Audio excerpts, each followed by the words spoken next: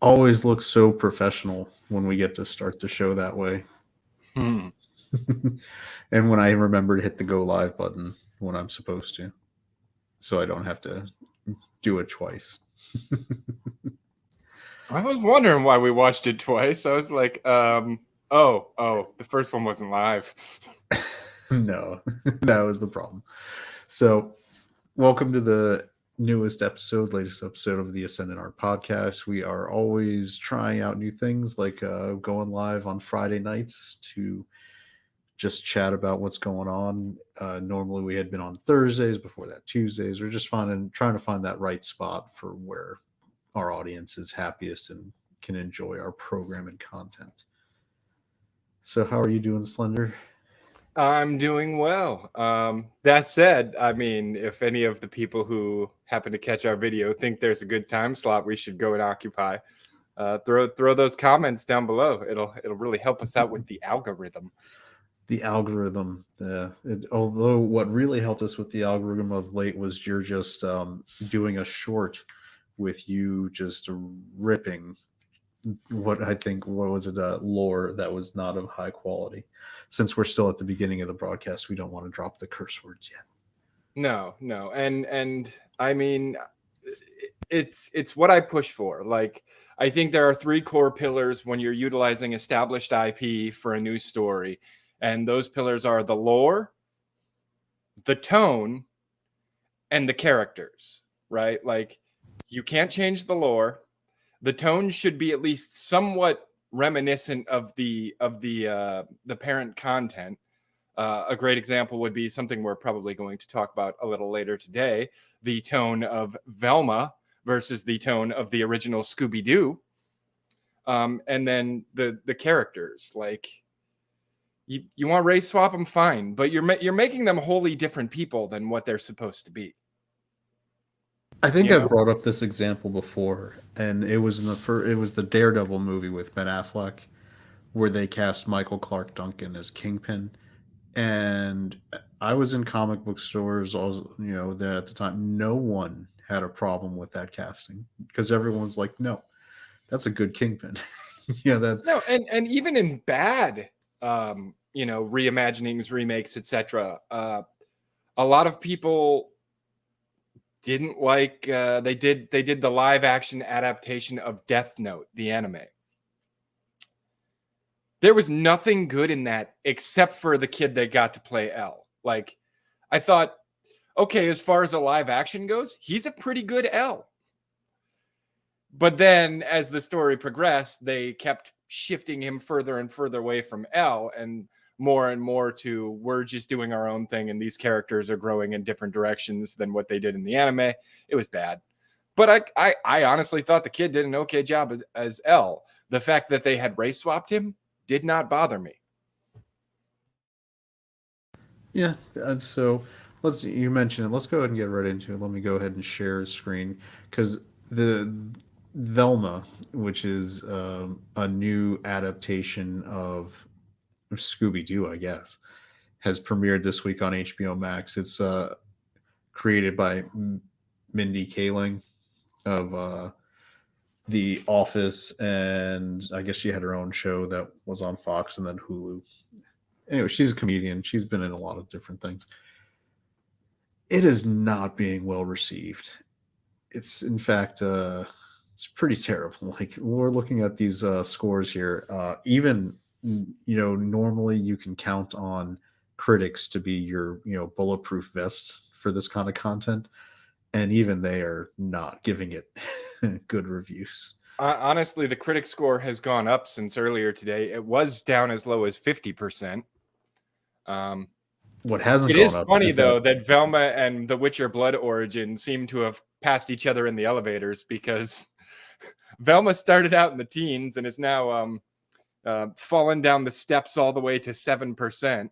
The Witcher Blood Origin, despite all odds and reasoning and logic and rationality, started out in the single digits and has climbed its way up into the teens at this point, which I think is funny because there's nothing good about that show. I'd Yeah, talk more about it, but they might cut our stream off. we did. We last episode we did Slender. We were doing basically. It was going to be a review of the series, and it turned into there was so much terrible with just the first episode. We went through that, and Netflix from because we shared a couple, no audio, not even the audio, but shared a couple clips while you were talking about it, and they did a copyright strike, which is in review because that is definitely fair use because we were giving our commentary and analysis of clips of the show and not even playing audio. So Netflix can go stick it. But this time, HBO Max is the one who fell into it, which is weird because HBO Max, David Zaslav was canceling shows and movies left and right. He famously tanked Batgirl, which was a movie that was done. It was in the can, paid for like 60, 70 million dollars. And he was like, nope, it is a bad show. So we're our bad movie, so we're not going to do it. And yet they still let this one go. So I don't get it because this is like brand damaging. So Brand damaging? I yes. mean, this Scooby Doo this makes is a lot of money for Warner Brothers. There's a lot of, that's one of those things that you got to think about, right? Scooby Doo is a property that you can merchandise. Kids will buy, Scooby Doo stuff. And this is the risk that you run when you put something like this out. It can turn off people who would otherwise buy Scooby Doo merchandise because this is such a brand tainting, brand damaging show. It's going to end up screwing up your finances by destroying your ability to sell merch. Yeah, and I mean, all right, I'm going to be really honest about this. I've never been that big a fan of Scooby-Doo. In fact, I would say I'm not a fan of Scooby-Doo. However, this is because I hate everything. Everybody who watches the show and has watched it on the regular knows that I pretty much hate everything. There's not a whole lot coming out of modern media that I am enjoying. However, even though I was not a big fan of Scooby-Doo, I could tell you the things that were entertaining and good about it. They had good characters. Those characters had good chemistry. You knew that, Fred and Daphne kind of had a thing going on, but they weren't really public about it. You knew Velma was she was kind of more involved in the mysteries and more concerned with the mysteries than anything else. And you knew Shaggy was just there because he loved his dog and he was hanging out because Shaggy was just kind of the tag along. He just hung out. They all brought a unique perspective and set of skills. They were rather diverse, if you will. And if not in race, in personality. They were very different types of people. I know that doesn't account for anything anymore. The only thing that matters is your immutable characteristics that you were born with, and it probably in very little way defined you as you've gone through life. But, visuals speak louder than actions and words combined at this point.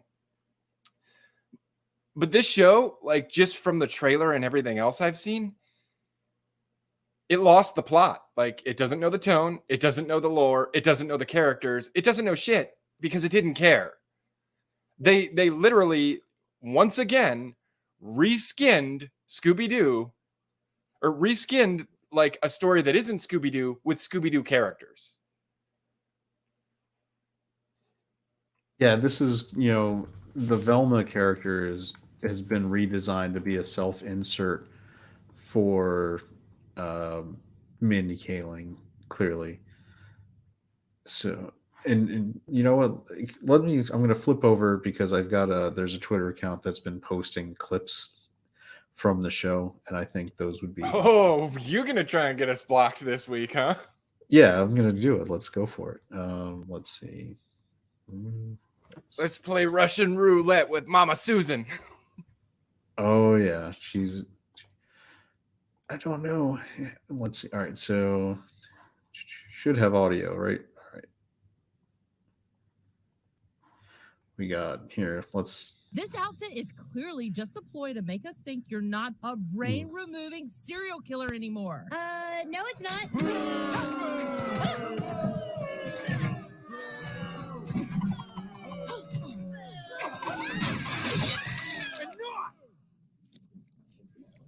My fellow populars, yes, underneath this banging new Luke, Velma is still the fashionably challenged loser we depend on for group projects.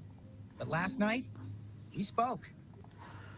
So right off the bat, My fellow populars. yeah, I mean, what are they doing here? Like, who is this show for? That's I a don't good know. question, right? You I wouldn't- mean, okay, we've got all the bad tropes from a high school dramedy. None of the good ones, as far as I can tell. Somebody threw an old paper cutter. Fred caught it, threw it at the wall. It bounced off the wall, cut some dude's leg off. who is now bleeding out and Who is now probably bleeding gonna out.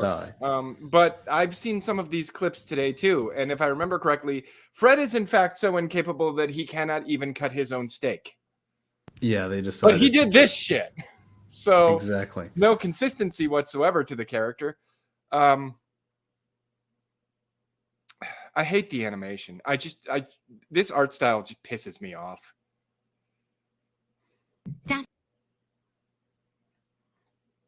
Oh, is this Norbert? Since This is Norbert. Since apparently Norville. Shaggy doesn't exist anymore. Is it Norbert or is it I think it's Norville. Norville. Yeah, Norville. He wants $500 for the file, and all my money is tied up in streaming services. Velma, I No, don't we're gonna know. watch him Your mom's anymore. birthday is coming up, and this year Yep. she just wants cash. Otherwise, you know I'd give it to you. I know, it's okay. Like the dessert course at an Indian restaurant. Oh, Just forget it. there's the tie-in. His screen name is Scrappy79. Wait. Yep. In Here we go. teen movies, whenever a girl needs money, a guy sells something and then blackmails the girl into dating him for it. Problematic, but effective and hilarious. Problematic but effective and hilarious. Yeah. I wonder if anyone watching the show thought that was hilarious. So they've decided to make Shaggy into like some simp who's borderline stalking Velma. Yeah, I remember in the write-up, like he's worried he's a beta male. Isn't that what it was saying? Yes, which he definitely is in the way he's behaving around Velma. It's terrible. Like if you've got people who like Scooby Doo. Well, apparently Velma also now has the hots for Daphne. So this is the weird part. It's taking all the most adult spins on Scooby Doo that have been done, and doing it in the worst possible way. And it's not. It doesn't make sense to me. Like they already had, I think, the Scooby Doo movies that came out around 2000 with Matthew Lillard playing Shaggy. I think Linda Cardellini was playing Velma in those ones. Yeah, they were terrible, but they were fun. But they were Scooby Doo movies. Yeah, they were they- Scooby Doo. They captured the tone, they captured the characters, they captured the lore. They knew what the F they were working with. See how good I did there? I didn't curse. You We're did. already 14 minutes in. You'd think, yeah. I mean, I think you could probably. I mean, well, are we in the? What is the safe zone now? I don't know. I think it's within the first minute or something, but I mean, do we really fucking care? It's not like we're making money anyway. This isn't No. monetized. I doubt we'll ever get monetized. It's not even going to be a thing. Let's. You know what? I want to see. So we got 7%. Where can I read my? Do they? Well, let's start with the critic reviews. Let's You do want to start reviews. critics? All right. Yeah, we always got to start critics. All right, here we go. We've got from Entertainment Weekly, Velma mostly replaces the old silly sensibility with crass name droppy pointlessness. Well, that's Accurate. accurate, true. Richard Roper, jokes become exhausting in the meta, not for kids, Scooby-Doo prequel. It does look like it would be exhausting. Yeah, that's the other thing. From what I've heard, apparently, like there's a lot of sexuality and sexualization added into this, and it's like, okay, that might not be such a bad thing if you had like a sequel, or we're just doing a new Scooby-Doo with a little bit of reimagining mixed in there, because I always kind of viewed the Scooby Gang as a bunch of college kids.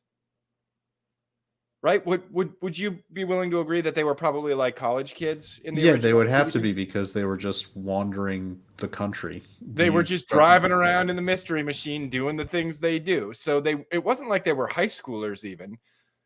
But in this new one, Velma, they're 15. Which makes Why are the you hypersexualizing the 15-year-olds? Yeah, that is I thought that was something you hated about animes, that they're always doing that. It does make it a little more troublesome. In fact, since one of the Problematic, things that if you will. problematic, one of the things they commented on when they were developing it was that they weren't going to sexualize like Daphne, and they immediately do that. So what are they doing? Let's see. The Huffington Post gave it a good review with the teen That's and because the genre Huffington lore. Post is stupid. Here we go. Teen and genre lore is so seeped into each line of dialogue in Velma that it's impossible not to enjoy it in spite of its shortcoming. Well, that's still kind of a bad review. So No, it's where it's on the message. They like the message. They like the wokeness. So they don't want to hate it. So they said something nice about it by saying despite the fact that it sucks, because despite its shortcomings means despite the fact that it sucks, we want to like it. Here we go. IndieWire, because this is one of those. This one is another one of the. It's positive, but is it really? Velma is doing a lot, possibly too much, but there are emotional beats and comedic gags that do land amid a saturated creative canvas, including arcs for the future mysteries, Ink Gang that combine existing backstory with eclectic Velma flourishes. Is that really a great review? It says that the original score was B minus. I feel like that's not. Is that really a fresh tomato? Well, it says it's doing a lot, possibly too much, and then it says, but there's good things in that pile of shit. And let's be honest. I mean, Yep. Eclectic Velma flourishes. The fuck does that mean? That is word salad. Yeah, it is. Now, I love this. This is from CNN, and CNN and HBO, they're corporate siblings. So this guy was taking a chance by giving a review like this to something being put out by Time Warner. Well, not Time Warner anymore. HBO, WB, Warner Brothers Discovery. Sporadically witty, but ultimately rather tedious, the HBO Max comedy leverages more than a half century of name equity to yield an animated prequel that's definitely not for kids, meddling or otherwise. And I think that's the best thing. Like, this Scooby-Doo is a kid's property. It's designed for kids. You can do like occasional jokes that I'm thinking. Did you ever watch Supernatural? You fucking kidding me? Well, I'm assuming that means yes, you did watch Supernatural. Oh yeah. Sam and Did you Dean Winchester were yeah. awesome. Yeah, you saw the Scooby-Doo episode they did on Supernatural. Yeah, it was freaking hysterical. Now that's how you can do like a jokey adult take on Scooby-Doo, where like you make the Scooby-Doo people earnest and you throw the Supernatural guys in there, and you make it a real ghost instead of some guy in a suit and them having to real. That was funny. That was actually a funny take on Scooby-Doo that was more adult. I enjoyed that one. This one doesn't look good for anything.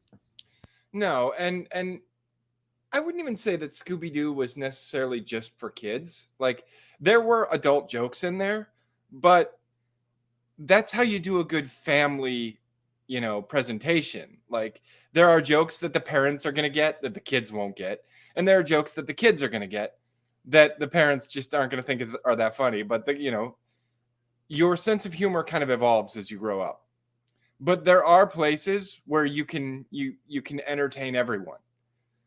This made no bones about it, made no attempt about it. They're like, no, this isn't for kids anymore. It's like, okay, well, kids were probably the core audience of Scooby-Doo. And if anybody's still watching Scooby-Doo, kids are probably still the core audience. Parents are only watching it for nostalgia or to show, to introduce their children. Like, the fuck are you doing? I don't know. I don't know where this mythical audience was that they were looking for, but clearly they ain't found it yet because they're at 7%. That's worse than The Witcher Blood Origin, which is possibly the shittiest fantasy that came out in 2022. Should we switch to the fan reviews? Do you want to go there? Yeah. I mean, we've seen what they have to say. It seems like a lot of them are willing to say it's kind of crap, and the rest of them are like, but it's not bad crap. It's crap, but there's good in the crap. Well, this one's good. And hey like, there, if I guys. eat peanuts, there's peanuts in my shit. That doesn't make it doesn't make it peanut butter. Hey there, guys. I'm just here to inform you that you can rate the show half a star. I've already seen some comments giving it 1 star by accident. Be careful, guys.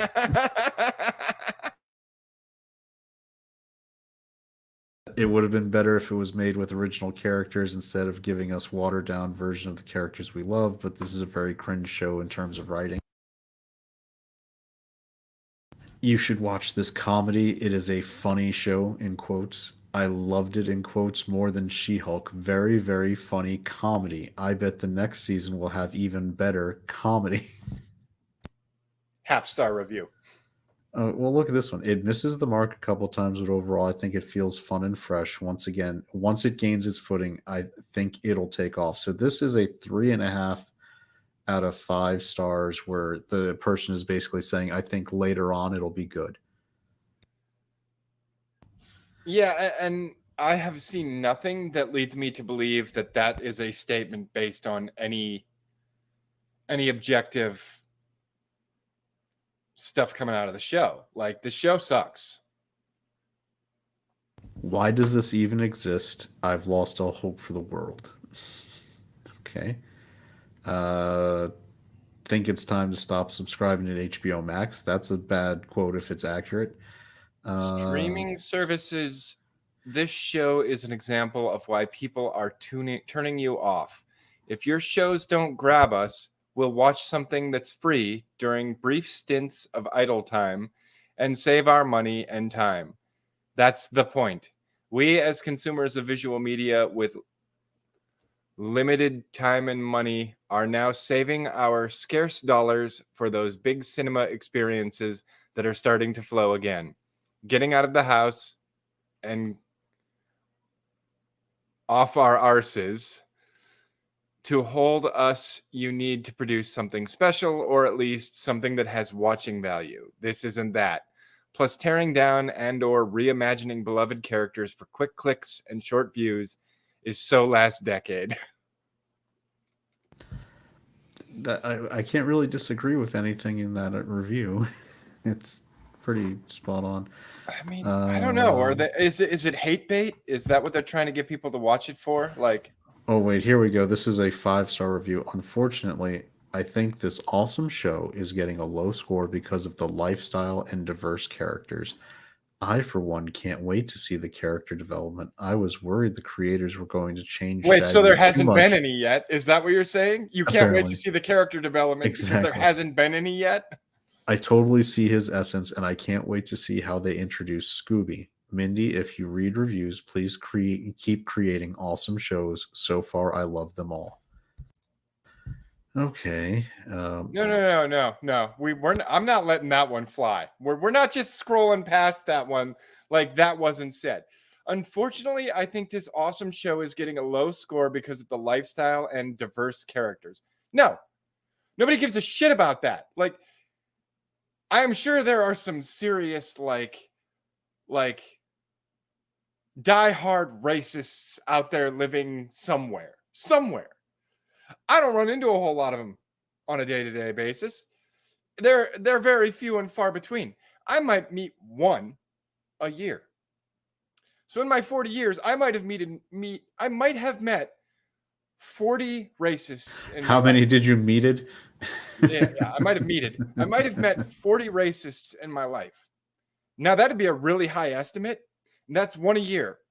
So out of the over 300 million people in America, that equates to less than 0.1%. So I don't think it's the diverse characters that are the problem. It is the fact that you are changing the characters right down to the lore, because lifestyle is a pretty broad term. And if you're talking about the fact that all the characters have completely different histories from what we knew the characters to have, or completely new made up histories, because I don't think you ever really get a whole lot of backstory on the characters in Scooby-Doo. This is stupid. This is dumb. It is asinine. I was worried the creators were going to change Shaggy too much, but I totally see his essence. Where? Where? I really think, if looking back on the content of Scooby-Doo that I grew up with, that him simping for Velma was the essence of Shaggy. That's ridiculous. Yeah, Shaggy never expressed interest in anything but the biggest sandwich he could get his hands on. And that was a joke about him having the munchies because he smoked a lot of pot. This is correct. So the fuck are you talking about? You can see his essence, you fucking moron. Shit. This is... You are giving it a positive review to be contrarian, or maybe you're Mindy's friend. And I got news for you. Mindy done fucked up with Velma. It's a shit show. And all I've seen is a couple clips in the trailers. I don't need to watch more to know. It's garbage. Is that how you Fuck really feel Michelle about it? H. Well, I don't know. Yeah, I mean, Michelle H can have her opinion, but maybe we disagree with it. Doesn't change the fact that it's shit. All right, anger. Let the anger. I feel like the emperor's here. Let the Ooh. hate flow through you. Shit, we're only 27 minutes in. I can't maintain this intensity for another hour and a half. Well, luckily, we're not going to continue to talk about Velma that long. That one just, it set me off because, like... Well, here's interesting. So we've got this one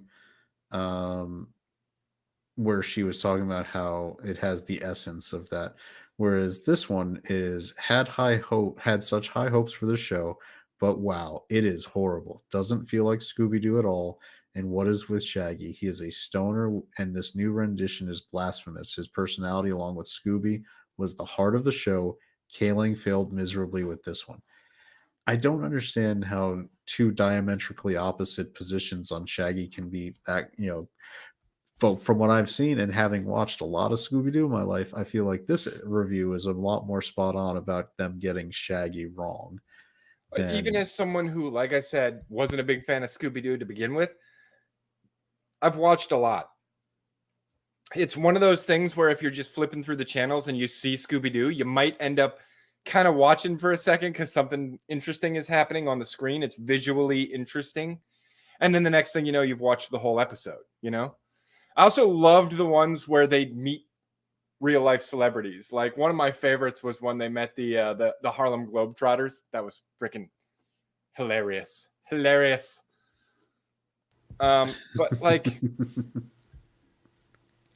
yeah, like you saw Shaggy's essence, did you? In a character that, one, isn't even named Shaggy, and two, talked to himself about a movie he saw once where a guy bought something a girl wanted and blackmailed her to date him. If those are the kinds of things that Norville is saying, yeah, that ain't fucking Shaggy. Not even close. No, it's not. It's, wanting to sell items to earn money to give to Velma to blackmail her into dating him is not the move that Shaggy's going to be making. Not at all. But I'm sure Mindy Kaling, thought it was great and decided that it was just going to be perfect and came out aces. This content is going to be bad for the brand. She thought it would be great because she wanted to do it. And she, I'm sure, thinks everything she does is great. However, I think deep down inside, she knew it was shit because if you remember, all the teaser did was insult the potential audience and shit all over them for caring about their lore. So I think deep down inside, she knew the audience would hate it, but for some reason, she was still acting like it would be a success. Yeah, I mean, there's no way you're making this show and don't know that you're basically pouring gasoline on the Scooby-Doo legacy and lighting the match. The content is so clearly over the top compared to what Scooby-Doo was. You're doing it on purpose. You are trying to tear down what was there before on purpose and put your own thing in there. Be honest about it. Don't pretend like you're coming from a place of love, that you liked these characters in any way, because you didn't. You're trying to just build your own thing on the shell of them to try to get people to watch it. Yeah, and I don't get it. Like, you literally have a built-in audience. There is a fan base for this. You can give the fan base what they want, or, as I guess they chose, you can insult the fan base because there's some other demographic out there that you're hoping to target. My problem is I'm not seeing what demographic that is. Like, where is the audience? Who wants to watch this show? Apparently 3 people that I think have given it a positive review thus far.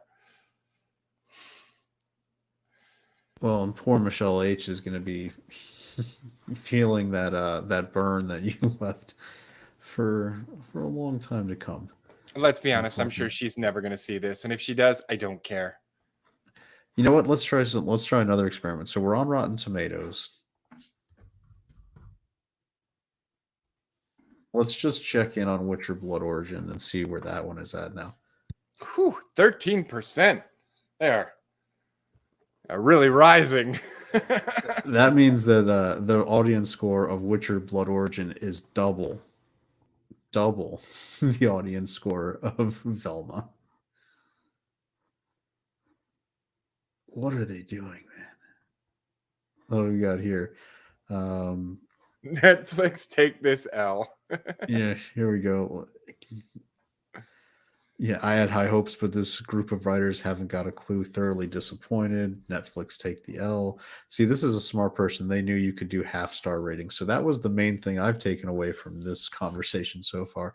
Make sure you remember that on Rotten Tomatoes, you can give things only a half star. Yeah, you can go lower than 1 star.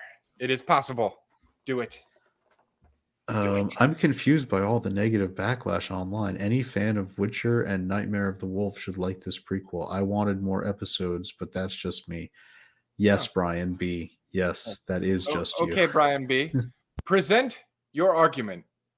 What was good about it? What? Oh, that's right. You don't know because you didn't actually watch it and you're just putting up a contrarian viewpoint.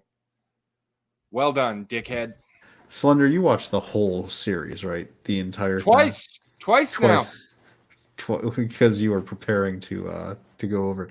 So in about 60 to 90 seconds, just give me the breakdown of the Witcher Blood Origin show and what your feelings on it are. We'll just do this because last time we talked about it, we got to a whole episode of the podcast just to go through the first episode. So let's try to condense it. Let's go the other direction. Let's do 90 seconds, Witcher Blood Origin. Go. A lore-breaking pile of shit with original characters that all have stupid quirks. They don't understand the rules behind The Witcher. Apparently, after the Trial of Grasses, you can have sex and create offspring. They're trying to tie in Ciri as the offspring of this other character. They were doing kind of a 7th Samurai thing with these 7 mercenaries who all came together to kill the Empress. It's all really convoluted and shitty. It's really hard to follow. The fight scenes are garbage. The CG is garbage. The storyline is full of holes that don't make any sense. The characters can't even be consistent from one scene to the next. It's incredibly rushed because it's only 4 episodes. And in all honesty, once they got to the point where they had put all that polish on it and they had the 4 best possible episodes they could create, one executive or another at Netflix should have said, yeah, no, this is a bad idea, and canned the project before we ever got to see it. Because Merry Christmas, the last thing Netflix gave us for 2022 was the biggest pile of shit they could possibly squeeze out. Okay. That is that was about 90 seconds concise review of Witcher Blood Origins, and I think that's kind of where we can leave it. I And don't did you want to. see how I actually talked about some stuff in the show? I didn't just go, "It's a terrible show. You shouldn't watch it." I'm Yeah, confused why all these people on Rotten Tomatoes are saying they liked the show. It was terrible. Don't watch it. No, you're gonna need some more information if you're gonna tell me that something that 90% of people hate is good. I'd love to hear it, but in these positive reviews, I never see any of that. I just see extremely generic comments like, "You should like it. I wish there were more episodes. I thought it was great." Yep. And that's one of the things that I think people don't give. So we get attacked, people who are in this sphere of the internet, for being just haters. That we only hate things. That we just hate, hate, hate, hate, hate, and that we don't watch it. We don't give it a chance. And no, I can say that I watched Master of the Universe Revelations, the first half of it, the first set of episodes that dropped, and it pissed me off and I didn't like it. It was poorly done. And I had all, I'm not going to get it, but I watched it and then I chose not to go back and keep watching it. You watched Witcher Blood Origins twice to be prepared, like to go over and do all this stuff. But if they did more content, you're probably not going to do it next time. This is what they don't understand. Like, we usually try to give these things a chance and then we judge them based on what we see and then we move on. We are not, I've gone and seen things lately. I talked to you. I really enjoyed Violent Night. It was an original movie. Maybe not the most original movie in terms of the story, but I thought it was fairly well executed for a good time in the movie theater. I No, I know loved that, it. yeah, I know I that. thoroughly enjoyed Violent Night. And uh, before people are saying I'm always so negative and I hate everything, I can tell you some of the things that I thought were wrong with Violent Night, but overall, I still liked the movie. It's not like if there's something wrong with it, I can't like it. There are plenty of movies I like that I can be like, yeah, and there were things that are wrong with it, but it's it's it's gotten to the point where you're telling me that I should ignore 90% of the movie or 90% of this show, like in the case of Velma, because there's this 10% nugget of good in there. And I'm like, that may be the case, but objectively speaking, it's still shit. I know, and don't. So I can, Violent Night again. I can go back and I can tell you structurally and objectively why maybe it's not the most well crafted movie, from like lighting, scene transitions, yada yada yada. But I enjoyed it and had a good time. And there's a lot of stuff where I can say I enjoyed it and had a good time, and I don't need it to be Citizen Kane. Like, Citizen Kane is the opposite.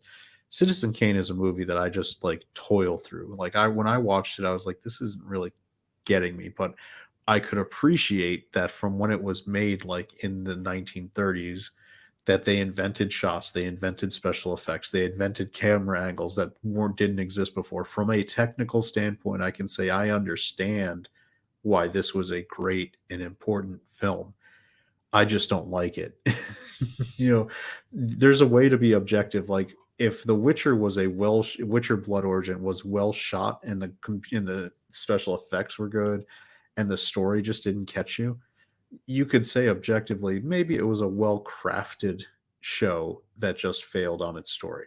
But it's not well crafted and it's not a good story. Like, I would, you can go back and when we were kids. I don't if you saw Monster Squad when we were kids, right? Yeah, I'm sure I did. All right, so Monster Squad to me was a well crafted in terms of the special effects. Like, the monster effects were way better than they had any right to be for a little kids movie. The storyline was kind of okay. The writing wasn't the strongest, but as a kid watching that movie, I loved it and I still love it to this day. I can see the parts that are objectively good about it and I can see the parts that are objectively bad, and I can still say I have a good time watching it. These things are objectively bad in terms of crafting, and they're subjectively bad in terms of just being shows you want to watch.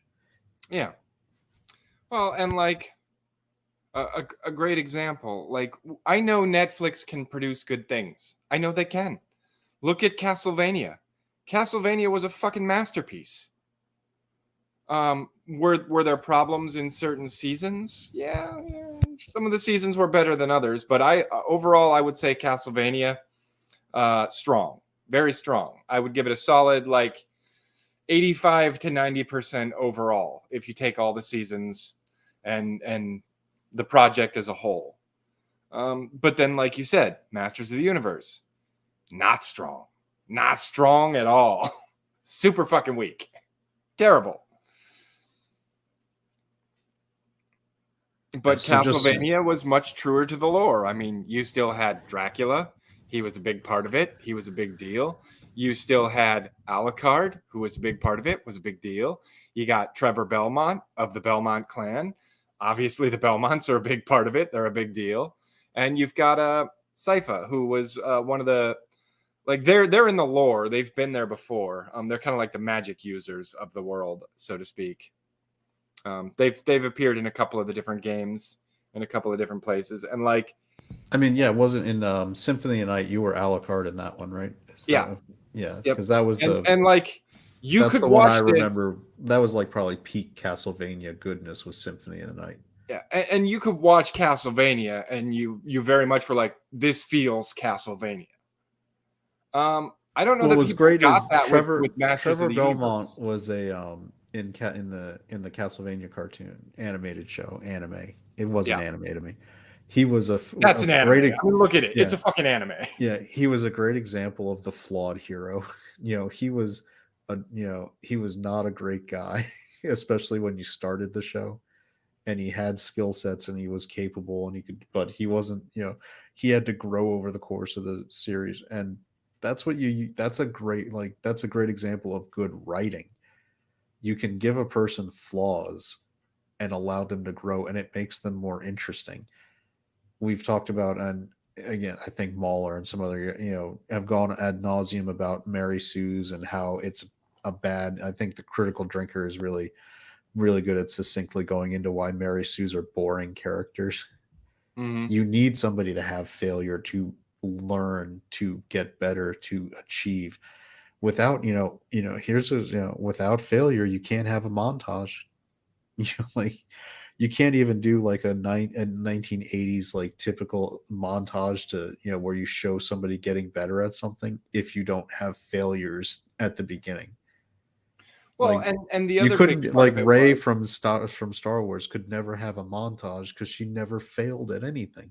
no, God, no. She used several force powers that were well beyond an amateur's ability without anyone teaching her about them, telling her about them, or showing her how to use them. She just fucking figured it out. Like when she used the ability of the force to, the power of suggestion on the random stormtrooper, when she's like, you're going to unclasp my shackles and leave the room. And then I'm going to unclasp your shackles and leave the room. Oh, and leave your gun and leave my gun. And then Well, here's why, looking back, why that scene does work is because that stormtrooper was being played by Daniel Craig, and as he portrayed James Bond being super simp James Bond, when the English brunette girl tells him to do something, he's gonna do it because he did it in every single James Bond movie he was in. But no, and this is a great example right here of something that Castlevania did right, that it appears as though Velma is doing very wrong. These three are a team. They're a team that works really well together. They become something that is more than the sum of their parts. And it's not like Sypha's the most awesome of the three and the men just fuck everything up. No, they all are very skilled. They all work together and become more powerful than any one of them could be individually. It's extremely well done. They're very productive relationships. They're good. They've got that good chemistry, and it's not like, well, one of them is super powerful compared to the others. Now, you could argue Alucard's kind of more powerful than the other two because he is part vampire, so he's kind of really strong. But he never outshines the other two. None of them outshine any of the others. I think this is done extremely well. Now, what do you have in Velma? Apparently, Daphne's. I don't even know. There's a whole slew of problems with Daphne, but Velma's really smart, and she's the one that's solving all the mysteries. Fred is like special levels of dumb, so much so that he can't even cut his own steak, and in the middle of trying to cut his steak, hands the plate to his mother and goes cutsies.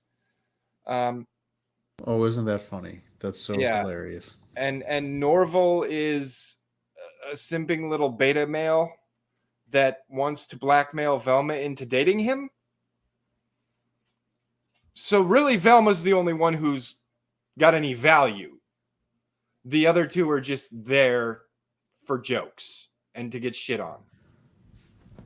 So, and taking it back to Castlevania and what you could do when you're taking these characters, I look at, I mean, with Alucard and his super complicated relationship with Dracula, being his father and having all that. I mean, each one of these had backstories where, and I could see where you could have gone a silly direction where you're making little jokes and making, trying to go current year with this. And I'm really glad the people who did that one didn't.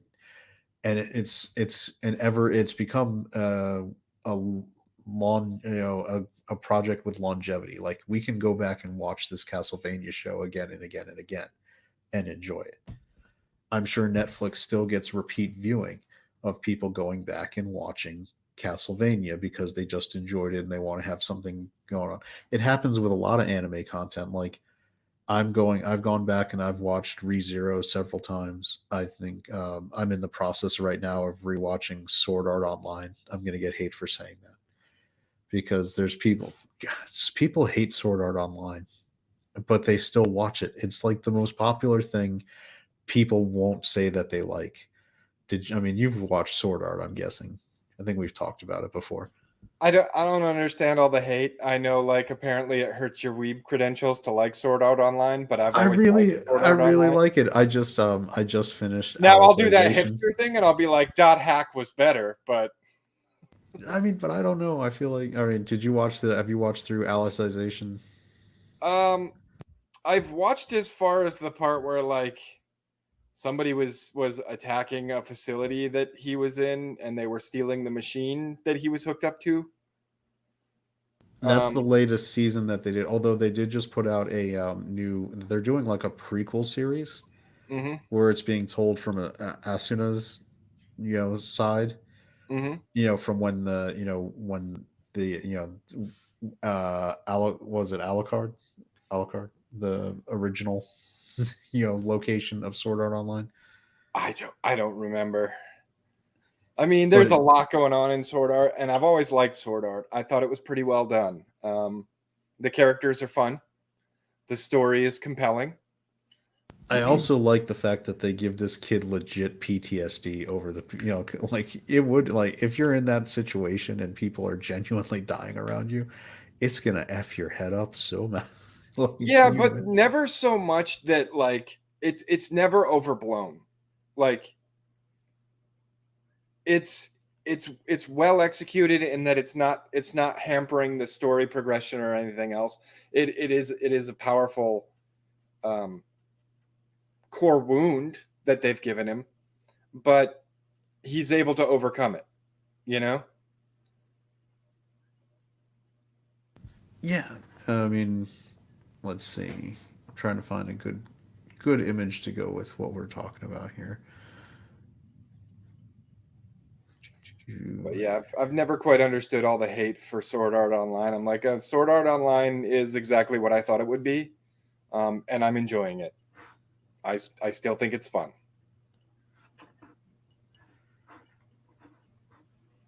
Yeah, so I mean, I think I just came out, like, I'm trying to find the names of the show. Let's see here. Because the newest season came out.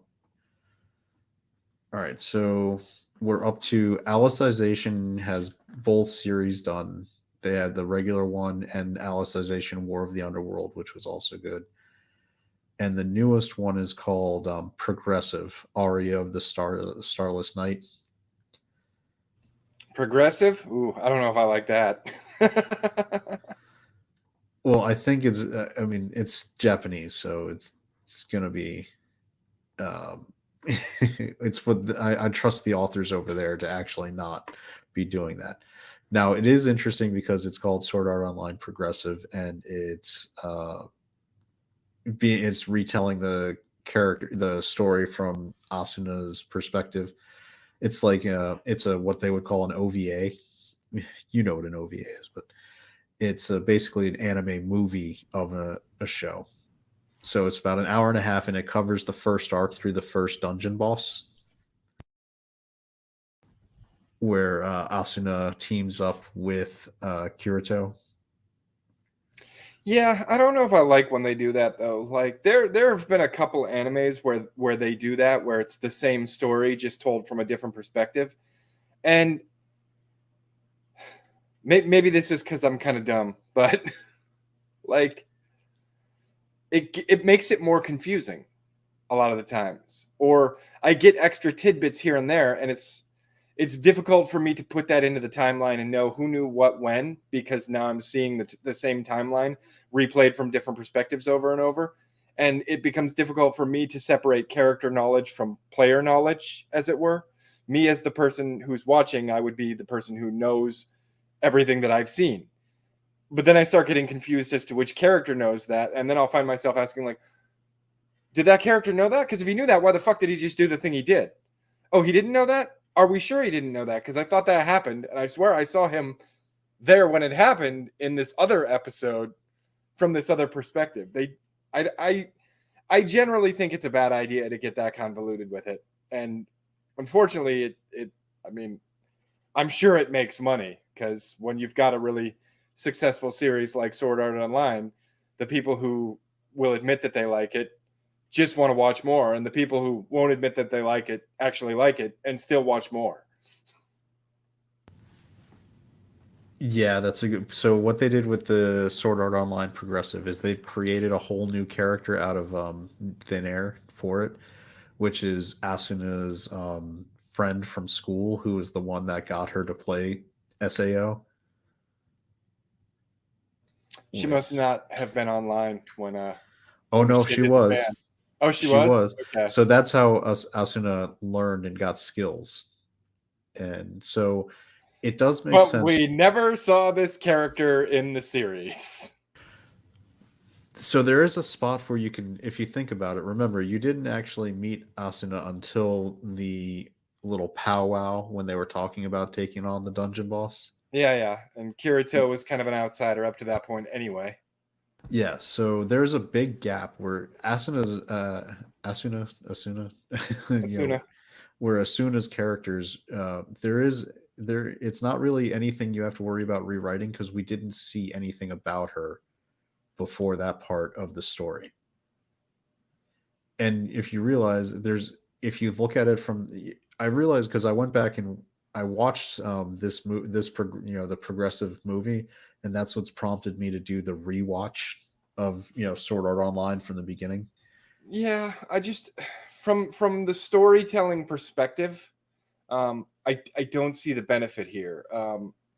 But do you remember? No, well, I mean, it's She just was because clearly inconsequential to the main arcs that were happening in the early series. So now we're going to go back and we're going to add her, which adds more details to the original series, technically. no. And it's But like, here's what the you are thing is, taking a pin and possibly poking a whole bunch of holes in your own plot by adding all these Slender. details that were unnecessary. They're not going to do that because I'm going to show Okay. you why. I'm going to tell you why. So, having rewatched it, like we have that whole gap where we don't even see Asuna until she meets Kirito at the powwow for the first dungeon boss. So there's nothing you're poking a hole in because it's a blank slate. Then remember the show jumps like 2 years. Like it goes, Yeah. and Asuna's not around till the next time Kirito sees her, she's now the second in command of the Knights of the Blood Oath. And she hasn't been with him at all for like 2 years.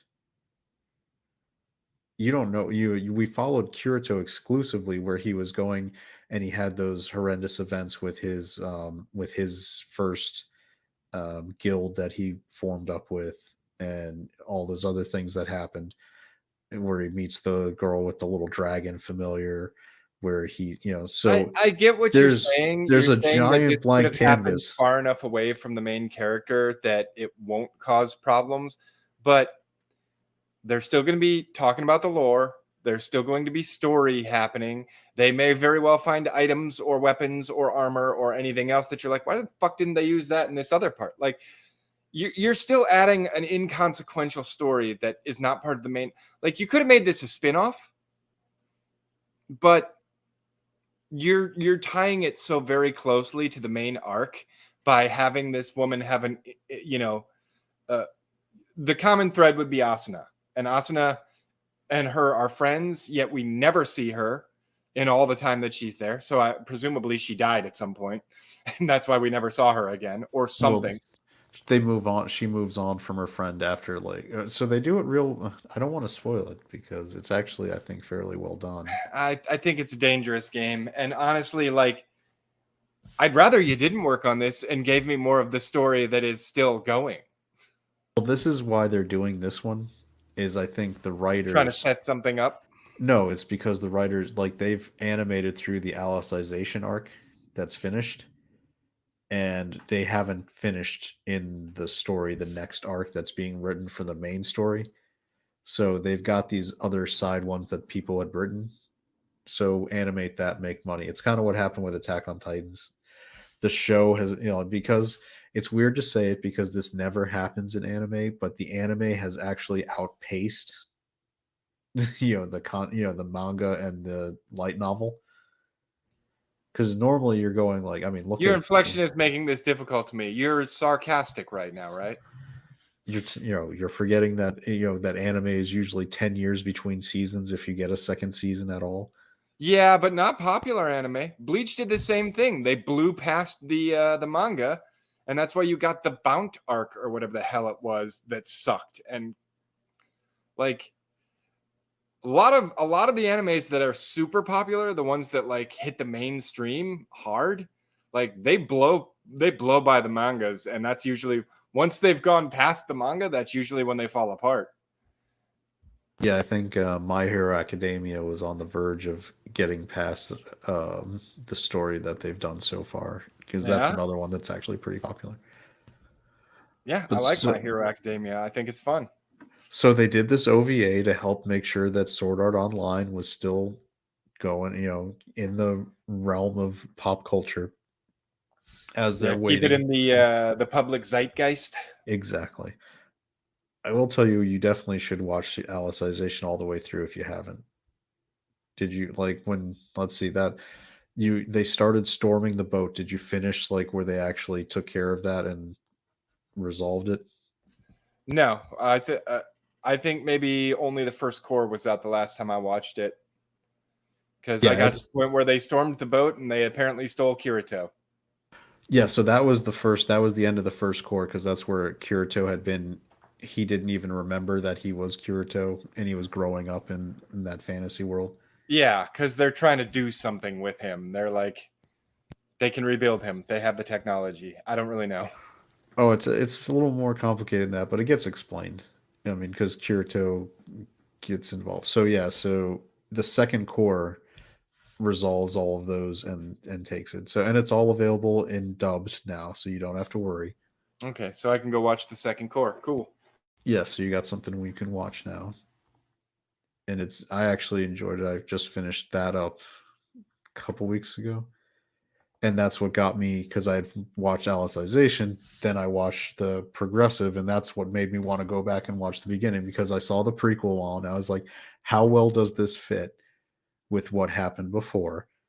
Since Asuna, wasn't in it, and it works fine. I don't, I know there's some people bitching online because they created a new character just for the anime, and God knows the weebs can't handle that, right? it's divergent from the source material.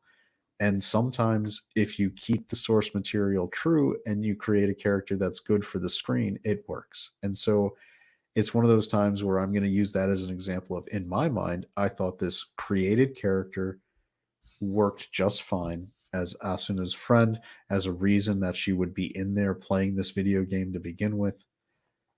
It gives her backstory, and we got a lot about Kirito. I mean, the whole show. I mean, because if you think about it, the first season, when you get to the second core of Sword Art, I mean, I was going to Asuna, say too, that's she's a just huge jump back. to the very beginning. Yeah, Timelines. For this new character, that's a huge jump back in the timeline. Well, yeah, because it goes back to, shockingly, the Sword Art Online was supposed to take place in 2022 originally when it started, and 2024 is when things really heated up, because that's when the game, the second core had, Mm-hmm. but what the second core is, she's basically locked up in the world tree in Alfheim, and she's not doing much there. So you don't really get a lot of Asuna's backstory. You don't, because it's Kirito's story. That's who you're focused on. So there's a pretty big blank slate to still play in to fill out the world and not screw things up. But you're still worried about it. Now, I'm not saying it's impossible. I'm just saying I've seen other anime do things like this, and it's tricky. It can be very easy to muddy your own waters, so to speak, and make it more confusing from the viewer perspective.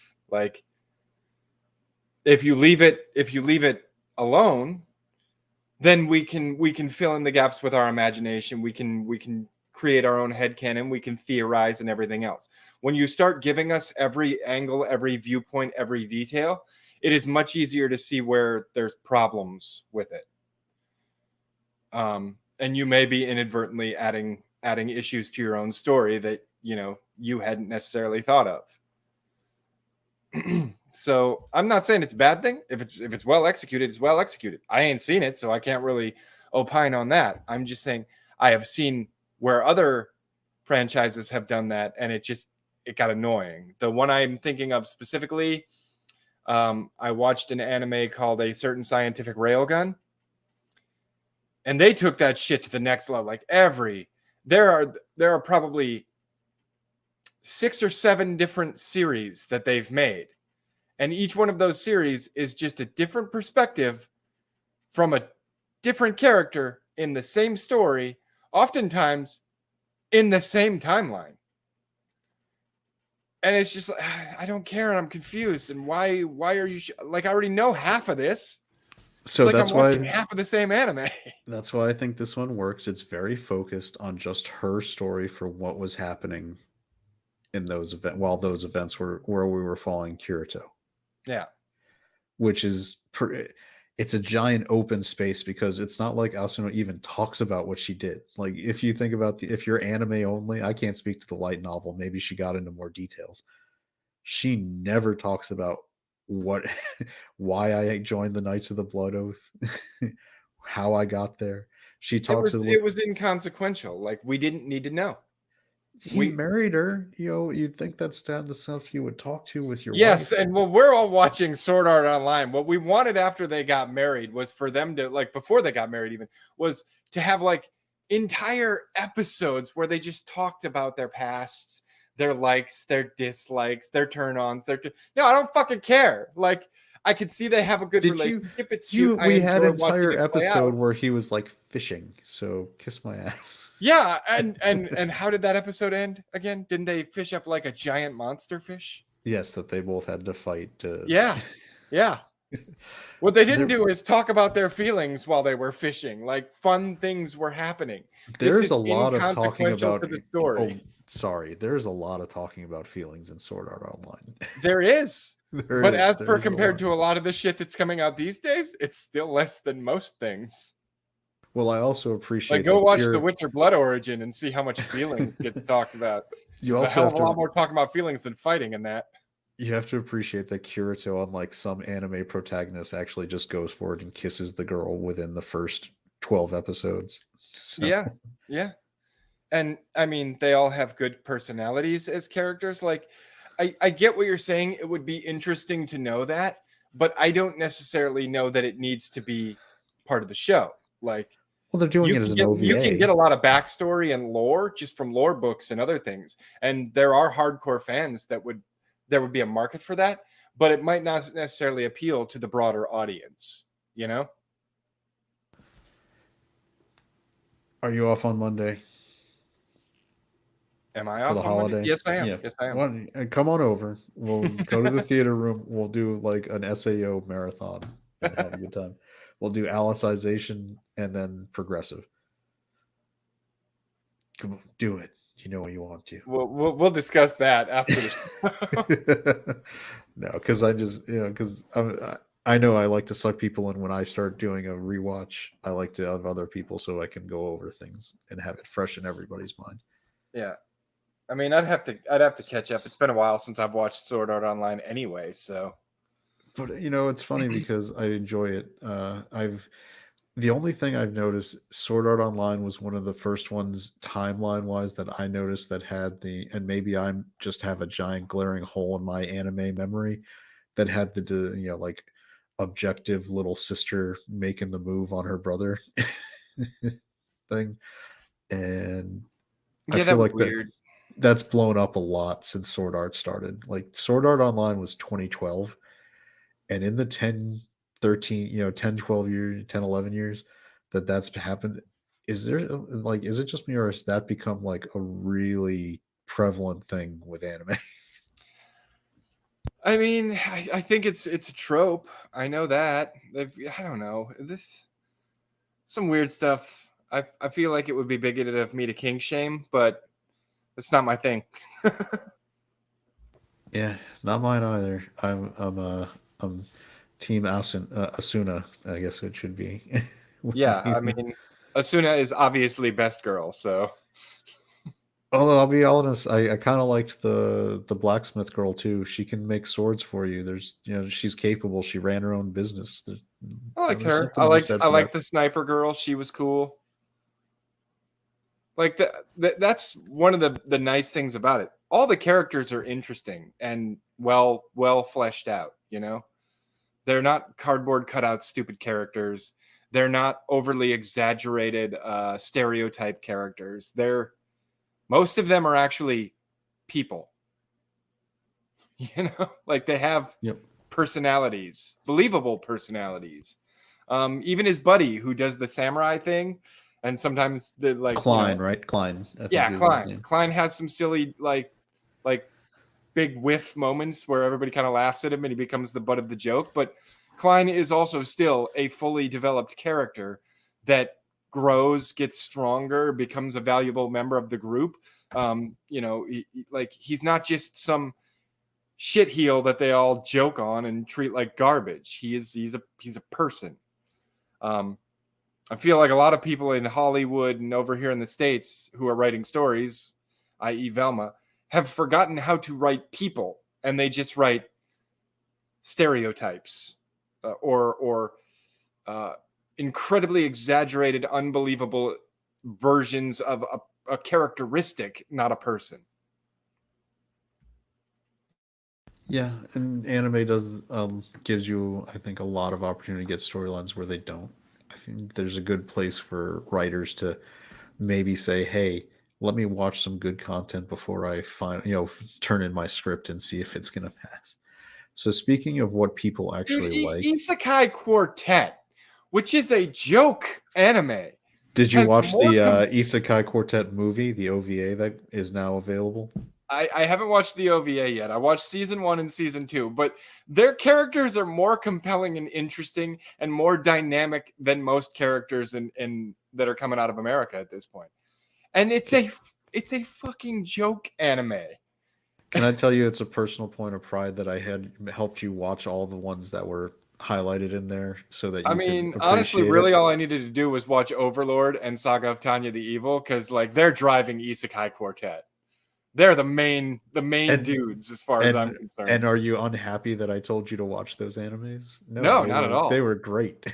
Overlord's one of my favorites at this point. oh my god, this last season when they did the season finale where that princess did that dance, I was like, oh my god, whew, that got that is dark. That that got is a. real dark. I don't even because technically she's not a tsundere, right? But she is like I don't even know what class. It's interesting. Overlord has created a whole new class of harem girl, I think she's a yandere. but she's loving to him, right? So Let me look it up. But I think she's a yandere.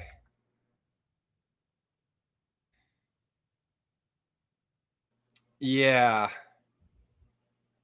Trigger warning. Thanks for the trigger warning. Yandere is a Japanese archetype used to define a character whose love, admiration, and devotion is so strong that it is expressed as an excessive obsession and possessiveness. They are often seen as characters that are crazily in love with someone. They become so attached to their love interests so that it's impossible to let go. They entrust themselves to their love interest, trusting in their love interest kindness. They probe the deepest recesses of their love interest's heart so as to more perfectly form their greatest self within their love interest. Some will go so far as to behave in immoral and troubling ways. They will not care about the negative effect that their behavior can have on others, including their love interest, because they only care about their own feelings. yeah, I guess that would be her. She's a yandere. But she just hit it so well for the whole season, so it was made it harder to classify. You know, Yeah, it was not out in front. I mean, But we talked about it. I on the background, what she actually did, what she had to do to be able to become a demon, right? yeah, sacrifice a bunch of kids by poisoning them in the orphanage. I know after she rescued them, in addition to the kids, all of the nuns and caretakers and she basically killed them all. Yeah. She was cold-hearted snake. She's a nutter. Yeah, but it was really well executed. Like I didn't see that coming, and it was like, whoa, this girl's crazy. But yeah, and Tanya the Evil, I actually really like just because it's so like the animation quality on that one I think is really good, and just the idea of like magic World War One is so entertaining. Yeah, it's interesting. I mean, I don't like Tanya very much. She's I don't think evil. you're supposed to. That's the whole point. You're supposed to not like her. But I mean, I love her in Isekai Quartet. Like she's fun in Isekai Quartet. At the same time, what's great is you can completely understand exactly how Tanya's motivations are. Like she wants to kill enough people to get promoted so she doesn't have to be on the front lines, which is exactly like I need to excel so much I can become a rear echelon. Yeah. And Being smart. anybody who really gets the military understand, like, yep, that's what happens. Like once you get promoted high enough, you get moved off the front lines completely. This is the old days where the generals are charging from the front lines. You're going to be in the staff office, in the planning office. There's a polite term within the military regarding rear echelon so and so's. Are you a REMF? Maybe so. Unless you're in the Navy, and then all the enlisted people become REMFs. Oh no, they don't. Yeah, I guess the SEALs and a lot of the others. I mean, they're the spec war guys, yeah, obviously, but there's the individual augmentee billets where like you could get sent to work at a fob in Afghanistan for a year. I had a friend from high school who was like out of high school after 9/11. He ended up in Afghanistan and Iraq because he was intelligence. And it's just whoever they need. Because I mean, that was my thought process. I went in as an electronics technician, and I'm like, I mean, I want to serve my country. I want to do my thing. That's awesome. But I want to be in the rear with the gear. That's where I want to be. Yeah. And then they started doing individual augmentee billets, and I was like, oh, this can make in the rear with the gear a little more difficult. Yeah. So let's close out with our normal end of show. Whoa, we got one more topic we haven't even touched yet. What's that? What do we got? We got to talk about Wizards of the Coast's OGL nonsense so we can hit that algorithm. Oh, there you go. That's right. Where were you able to finally find their statement? I couldn't find their statement itself, but I can give kind of the main beats, right? The OGL it's an open game license for anyone who plays Dungeons and Dragons, any Dungeons and Dragons video games, MMOs, any Dungeons and Dragons content is basically made as a result of the open game license, which was, I believe, originally created by TSR back in the day when they still owned Dungeons and Dragons. And it has existed in perpetuity forever and was awesome because they basically just said, listen, we want you to make content with our platform. We want you to make D&D bigger and better than it was yesterday. And I mean, that's really kind of what you want from a community where you're talking about this kind of thing. But recently, Wizards of the Coast has created the OGL 1.1, and there's a lot of freaking shenanigans. I've been watching YouTube videos on it and doing research on it and reading about it because I've played D&D since advanced D&D or 2.0 back in the late 80s, early 90s. And yeah, the 1.1, to just break it down to its most simple terms, was basically saying you will sign this contract. By signing this contract, you agree to the terms of this contract. If you make a shitload of money off of D&D, we're taking 25%. If you try to fight us on the 25%, we'll fight you in court. And when we win, you have to pay the legal fees too. We will give you nothing. We will contribute nothing to your creative endeavors, but we will expect 20 to 25% if those endeavors become moderately successful. Yes, 750,000 in a year would be a lot, but anything over 750,000 and they want 20 to 25%. Furthermore, I believe the term was you will give us a non-exclusive In perpetuity license. It was a license to forever. Yeah, we basically have the ability to distribute your shit forever. And by the way, your shit is our shit now. On a whim, they can take your content, your IP, and they can use it for whatever purpose they see fit. That's the part I didn't like. The money was kind of tertiary, but I create a story. I create my own IP. I set it in the Dungeons and Dragons world, right? The realms of, like, I set it in Forgotten Realms or Dragonlance or Eberron or Ravenloft or something like that. And I write a story in that setting, which now makes it aligned with D&D. They can take my character and do whatever the fuck they want with them. Like, they can change my character. They can change my IP. They can rip my lore apart and turn it into Velma. No. Not okay by me. And this is the worst part.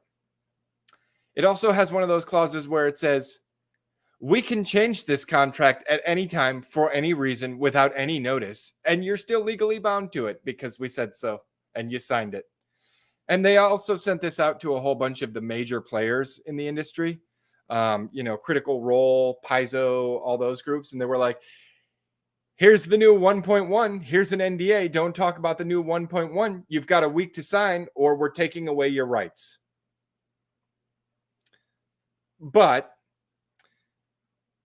needless to say, the community is not happy about this. And they're like, that's fucked up. And as you can see from what I'm sharing on the screen, it wasn't just a little fuck up. It was so big that Hasbro, the daddy company of Wizards of the Coast, who makes Dungeons and Dragons, stepped in and actually was like, no. This was the mother of all fuck ups for Wizards of the Coast. I don't think they've had a bigger fuck up than this, and they've had some pretty big fuck ups just in D&D alone. Like, yeah, so look on the third. We're not coding orcs black anymore. What the fuck are you talking about? Nobody ever thought orcs were coded black. What? They were orcs. What? They were fallen. They were coded green flesh eaters. I believe. Kill men. What's really ironic is that Wizards of the Coast, as the owners of Dungeons and Dragons, wanted to keep people from making new content based on theirs when Dungeons and Dragons is straight up a Wasn't Lord of their the Rings. creation. No, I'm gonna say Dungeons and Dragons was a straight rip off of Lord of the Rings. The Yes, races, they didn't the even make. characters. They Yeah, didn't so even make it. Dungeons and Dragons was a straight ripoff of Lord of the Rings, created by Gary Gygax with the company TSR, who Wizards of the Coast eventually consumed way back in the day. yeah. And so Wizards of the Coast didn't make Dungeons and Dragons. no. So the third bullet point, Hasbro said it still intends to create a new OGL, but that it will not include a royalty structure or give itself access to intellectual property made by third-party content creators. And here's why that happened so fast. Some people may know about places called like Critical Role and some of these other ones that were making streaming content based on playing Dungeons and Dragons or other tabletop games.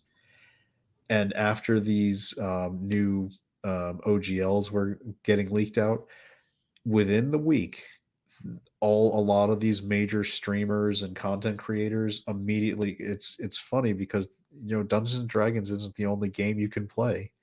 You can go Pathfinder, you can go a lot of other ways, and so a lot of these places announced that they were going to go ahead and do that.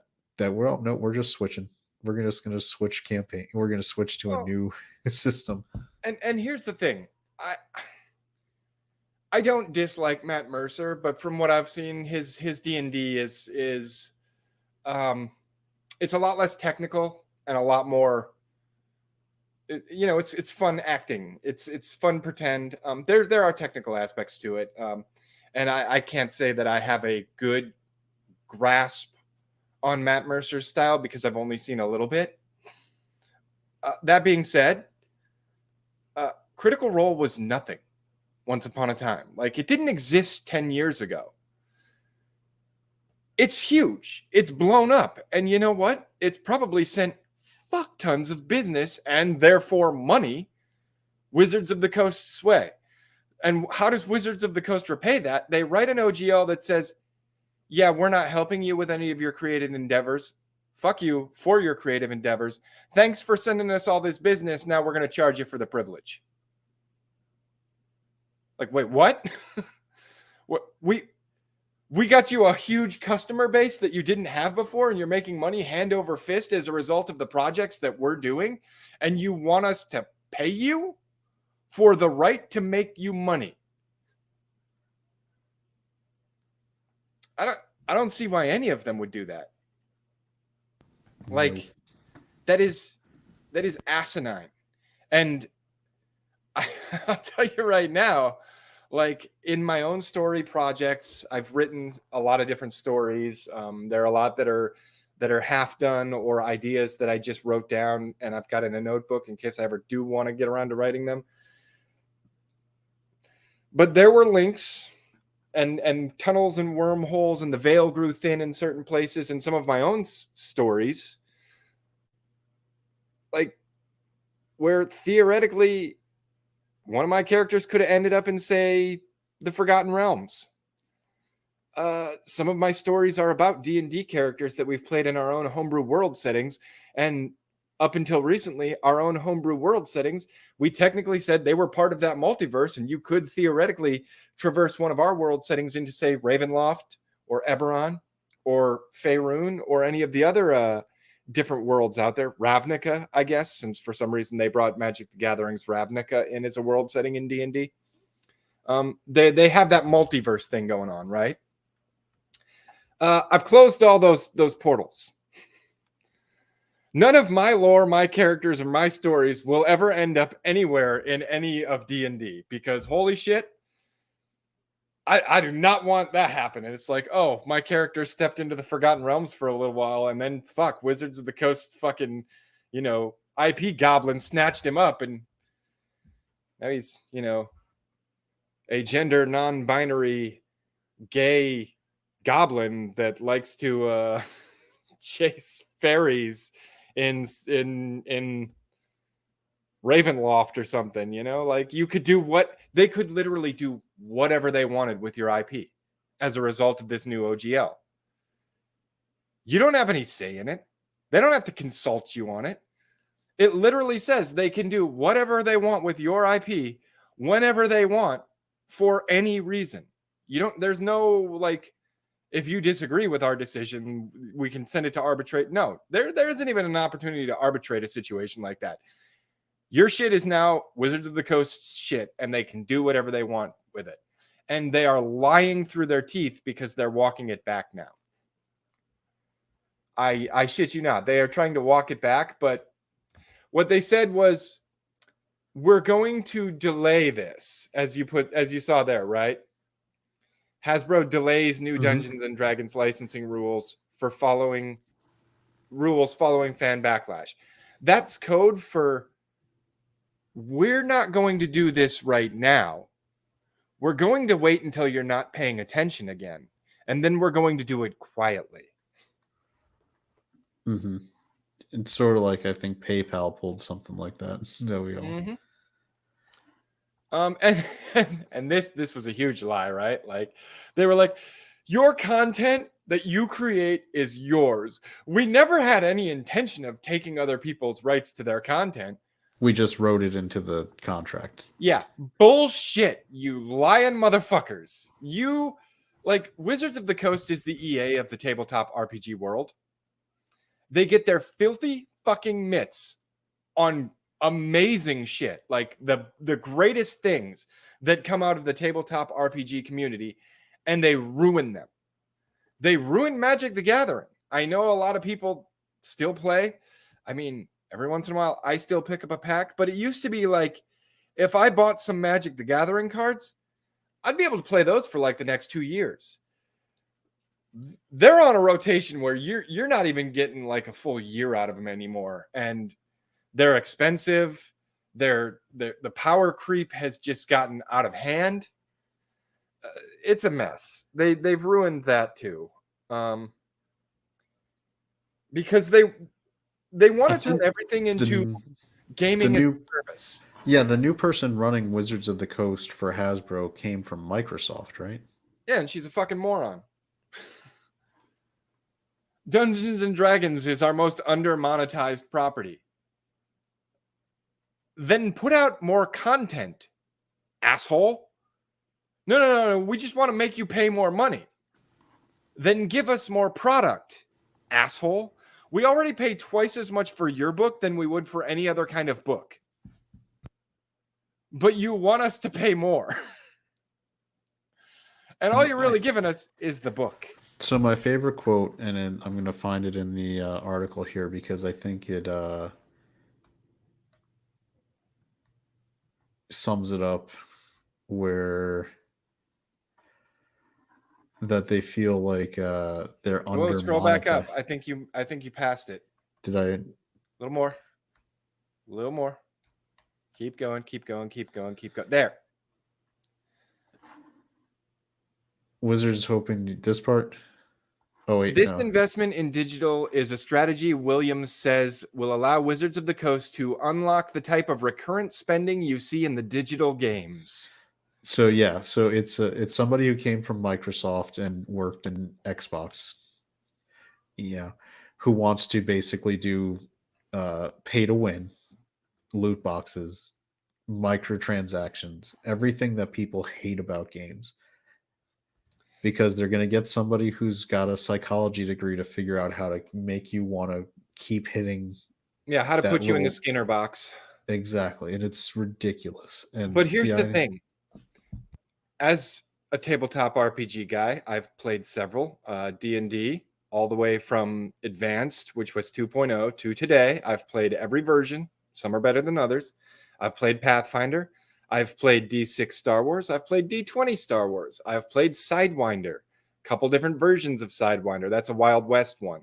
Like, there are plenty of options out there. We don't get into those because we want to play video games. If we wanted to play video games, we would play video games. If you try to make this like video games, for example, like you did with 4th edition, it will fail so hard you will be scrambling for a new edition, which is where we ended up on 5th edition. Now, 5th edition isn't making enough money, so with very limited content that has been released for it, because when you compare how much is out for 5th edition to how much is out for 3.5, it's miles apart. But now 5th edition isn't making the money you were hoping it would, so you're trying to get rid of it and go to 1 D&D, when 5th edition has only been around for a couple of years now. If you want us to buy more shit and spend more money so that you'll have more money, make more fucking content. And with this OGL, all you're really saying is, no, we're going to shut down everybody who makes content for us, or we're just going to out and out steal their content to try and make money off of it. When in actuality, if someone makes good content for your platform, you shouldn't be punishing them with this OGL. You should be hiring them, rewarding them, partnering with them, giving them more money to make you more content so that that content can then sell and make you more money. But instead, you're like, we want our content creators to have none of the rights, assume all of the risks, and give us a bigger cut of their profits. If you're not going to put in, you don't get out. It's that simple. It just seems like a really bad idea when nothing about your system is like locked down. Like, you are not the only game in town. You can't do this and expect people not. Like I said, you just listed off all the options available for people who want to do tabletop gaming. I mean, you could go Pathfinder. I hear about all the time. I mean, Yeah, and how hard would it be to create a knockoff version, in all honesty? Which, I mean, you can sue me because I've got the elven god Borlin Morathion, but your elven god's name is Corlin Lorathian. That's totally different. Is this going to be like Vanilla Ice with dun dun dun dun dun dun dun? It doesn't take much to get around that kind of a copyright. It really doesn't. And Well, when you you are can't- trying to fucking lock it down this hard, you're putting yourself in a bad position because, honestly, like you said, like you yourself said, Lil Chad, it's a Tolkien ripoff. It is, right? and it reminds me. Do you remember? I could go back to Tolkien and make my own thing that was very similar, and I'd be like, no. Was it No? last year that Marvel tried to copyright, or Disney tried to copyright Loki? They tried to copyright Thor. Yeah, and everybody was like, "You can't copyright Like, something that That's a existed Norse before god. you." Yeah, you guys actually ripped that off. You Yeah. can make you can copyright your version that you created, but you can't copyright Thor. Yeah, they were trying to copyright Thor trademark, Loki, all that shit. Like, you're out of your mind. Yeah, what this screams to me is just like, so I'm in a toy collecting kind of category. You've seen the stuff I have, and Hasbro. So Hasbro is the bane of my existence on several levels because of the way they run their operation, specifically to try to squeeze every last dollar out of people who want to collect, like GI Joe or Transformers or whatever. Sometimes they do stuff that's really good and you want to get it, but they don't make it available or easy to find, and it's just bullshit. So the idea that this would be happening now, that they're feeling like they're under monetizing, Dungeons and Dragons, is like, this is exactly what happens. What I know is it all went south a few years back. Hasbro was a family-run company. Like, it had like this, the same family running, like, it as CEO for 60 years. And the last one within the family like passed away, I think 5-6 years ago or something. And that's when they replaced him with like the corporate CEO. And wouldn't you know, shockingly, that all of a sudden, once that happened, monetization of everything kind of came up. Like, how can we monetize the shit out of everything? Yeah, I mean they've shit the bed. They've shit the bed on the, and I know there are some Wizards of the Coast stands out there who like really love Wizards of the Coast, but I've seen this writing on the wall. The Magic the Gathering community, they've been shooting up the warnings for years now. There have been several decisions that have been made with 5th edition D&D where, like I said, orcs being coded black was never a thing anybody thought. Not that I'm aware of. Again, maybe 40 people in the entirety of the US thought that. Maybe, if you're lucky. Mhm. I think they did away with race. I'm surprised it says chaotic neutral there, because I thought they were also getting rid of alignment for some reason. Which and this is the whole thing. Like, you made a role-playing game. That is what it is. Is it a tabletop role-playing game? I do not expect all the players to come to the table and play themselves, but you're getting rid of race, you're getting rid of alignment, you're getting rid of everything else, and you're just basically letting the character be the player be whoever they want to be. And it's like, the whole point of D&D was to play a role, become a character that wasn't you, and have fun with that experience. Sometimes you play a character that's very similar to you, but sometimes you don't. And they're getting rid of that. They're getting rid of everything that makes it special. Apparently, you can't have evil in games anymore. Like, there's going to be triggering topics, right? Like, there's got to be bad guys doing bad things. One of the most classic D&D campaigns you run into is Drow, who live in the Underdark, send raiding parties to the surface to kidnap people and use them as slaves. Like, there are Drow slavers, Drow slave parties that will come up and raid villages and just grab up as many people as they can and drag them down in the Underdark to work until they're dead, or they get sold off to, say, the Mind Flayers for the experiments. Like, that's evil. It's a thing that happens. Orcs generally don't do well with humans, and oftentimes they form war bands and ravage the countryside, and an adventuring party may get sent to stop the evil orcs. Like, that's a thing. It happens. But I mean, what are we supposed to do if all that becomes problematic and can't be in D&D anymore? The unicorns have come down from the mountain and shit all over the streets. Can you brave adventurers shovel up those rainbow turds so that we can all walk on the streets without stepping in colorful turds? Like, there's no story there. There's no conflict. Nothing bad is happening. Why is my adventurer invested in this? They're just they've made a mess of everything. They've made a mess of everything. Everything. I agree. It's not a good look. And I think you're right. I think they're just stealth changing things because of the PR backlash. I wouldn't trust them if I was somebody who was content creating based on tabletop gaming. No, if you I would want 100%. content create, if you enjoy this game, if you enjoy a lot of the content that other content creators are creating, and you are part of this backlash, do not ignore them. Do not rest on your laurels. Do not think this is over. It will be coming back a few months or maybe a year down the road. Like, this is not over. Not by a long shot. And Wizards of the Coast is an insidious corporate mega entity. They are that evil dragon. They will wait until your guard is down and they will rip you in half. So, no, I do not trust them so far as I can throw them. And they have a pretty big building, so I doubt I can throw it. Yeah. So that's I would agree, and my advice would be go forth with a different tabletop system for your content creation. At the very least, pick up Pathfinder and just have it ready on the side, because Pathfinder is very similar.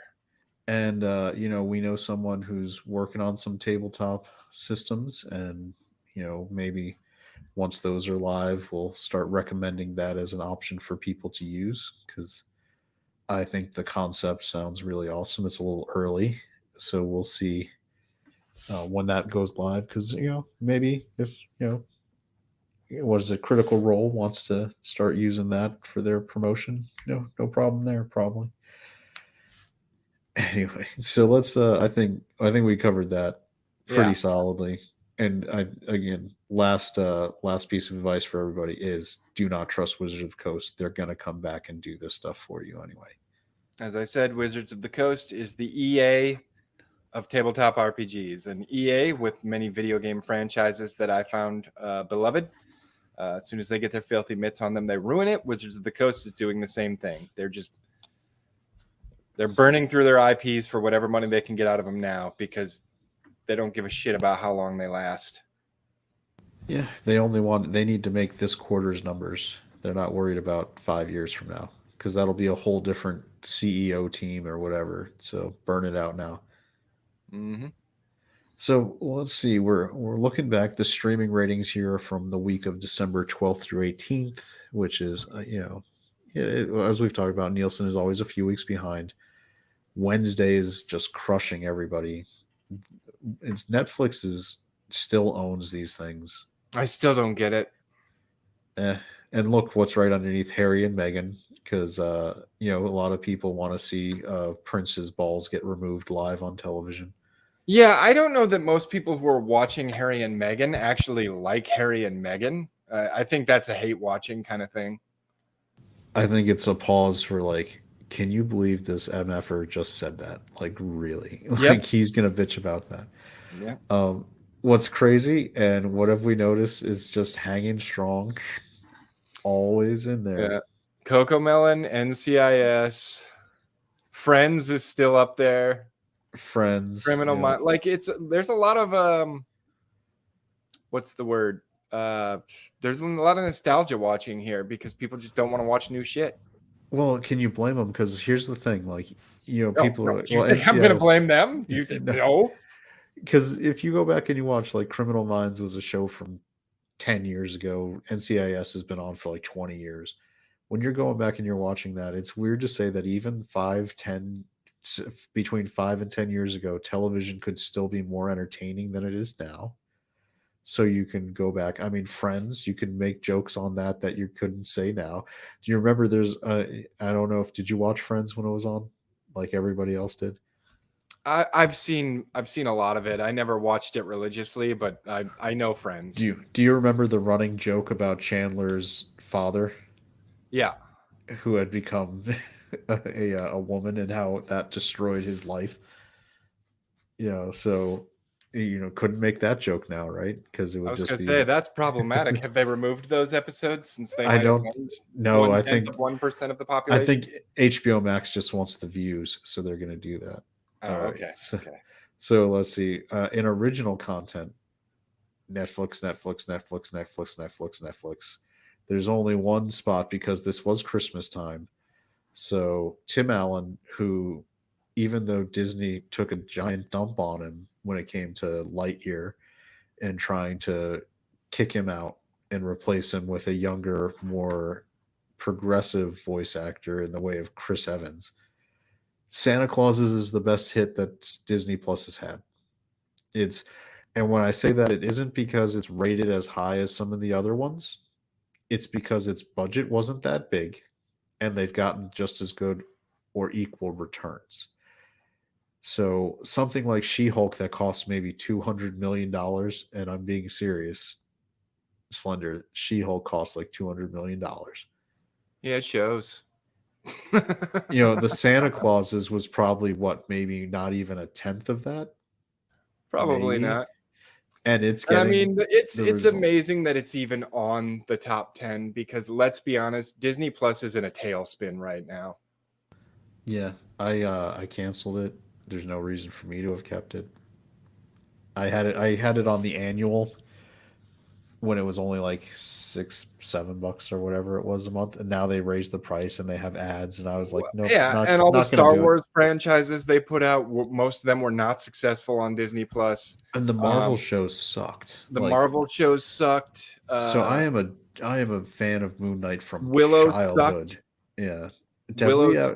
Willow sucked really bad from what I heard. Now everybody hears they're going after frickin' Indiana Jones, and it's like Disney Plus is in a tailspin. Everything they're doing is shit. I cannot believe Kathleen Kennedy has a job there as long as she had. Yeah, I mean, her contract was bulletproof apparently. So and I'm not going to fall into that YouTuber trap about Kathleen Kennedy being fired. She'll move on when she moves on. I've watched videos for years about her allegedly being on her way out, and so I'll believe it when it actually happens. Yeah, like I said, I can't believe she's been there as long as she has, and there's no such thing as a bulletproof contract, especially when you've got Disney's lawyers. So, and this is the acquired category. So this would be, all the shows that you purchase to have on your streaming service. And so Coco Melon, NCIS, Friends, Criminal Minds, Yellowstone, which I think, did that make the overall? No, it did not. It's close though, 611. So it's just outside the overall top 10. Yeah, So I can't wait Yellowstone. until, what was this, the December 12th to the 18th? Oh, we're getting real close to see how Witcher Blood Origin did. Yeah, Witcher's coming up.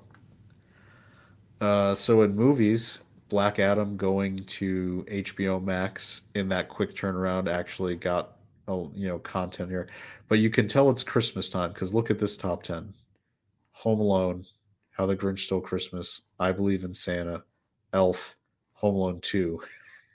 It's like I predict And that Bullet Train.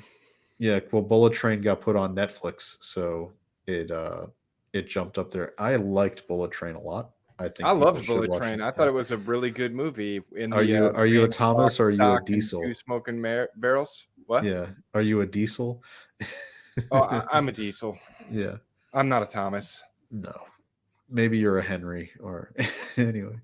I really relate to that because my son was really into Thomas the Train, so I understood exactly what he was talking about. But so this is the week of the 12th through the 18th. So the next week after that, I'm going to say that out of this top 10 movies, this is going to be like 8 out of 10 just Christmas movies. Maybe a couple of the like Bullet Train or new movies that might drop. But what we're going to see is that people don't care about the new stuff as much as they want to go back and watch Home Alone, Elf, How the Grinch Stole Christmas. They want content that they can feel comfortable is going to be enjoyable. And what is Prisoners? Because that's 2013. I don't know. Was that the one with Jake Gyllenhaal and Hugh Jackman? Yep, it was. Okay. That was the one where their like kids get kidnapped. That must be a new arrival to Netflix or something. Yeah. So this will happen with Netflix where they'll get a movie from like umpteen years ago and they'll put it on the front page as a new one that just arrived and people will start watching it in mass. Yeah. Because like Black Adam, don't really care. But I haven't heard bad things about it, but I also heard that it wasn't that great. But Bullet Train I thought was really good. I enjoyed Bullet Train. If you liked Snatch, if you liked Lock, Stock, and Two Smoking Barrel, if you like those kind of movies, that's a good one. Yeah, so nothing interesting. This is kind of the lull before the storm. Wednesday is kind of dropping out of, like has been out for a few weeks now. So its numbers are good and it's starting to tail off. Harry and Meghan, like you said, is people hate watching. But we're getting close. I want to see where Witcher Blood Origins drops because I feel like that one might have a decent first week and then just disappear. If it even makes the list. Yeah, well, there's a lot of hate watching for that one, though. I mean, yeah. How many reviews does it have on Rotten Tomatoes at this point? Let me check. Because I, like you, have watched a lot of the Rotten Tomatoes response on that. Nope, that's not what I wanted. It's not giving me numbers anymore. Disappointing. It used to show how many reviews or how many reviewers there were that had actually given it a review. That number went away.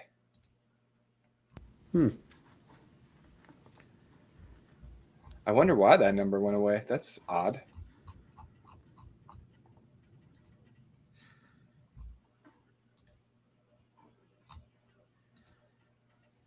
That is odd.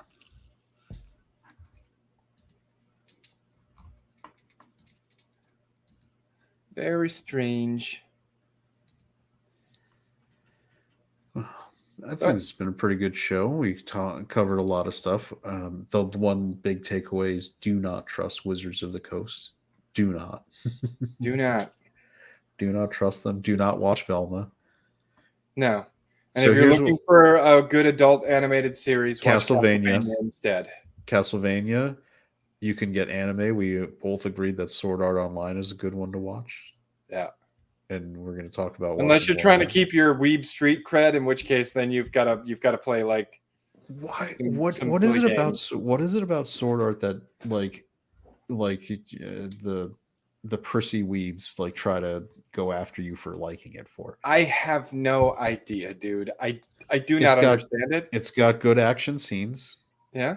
It's got I think decent waifu candidates, several. It's got good animation.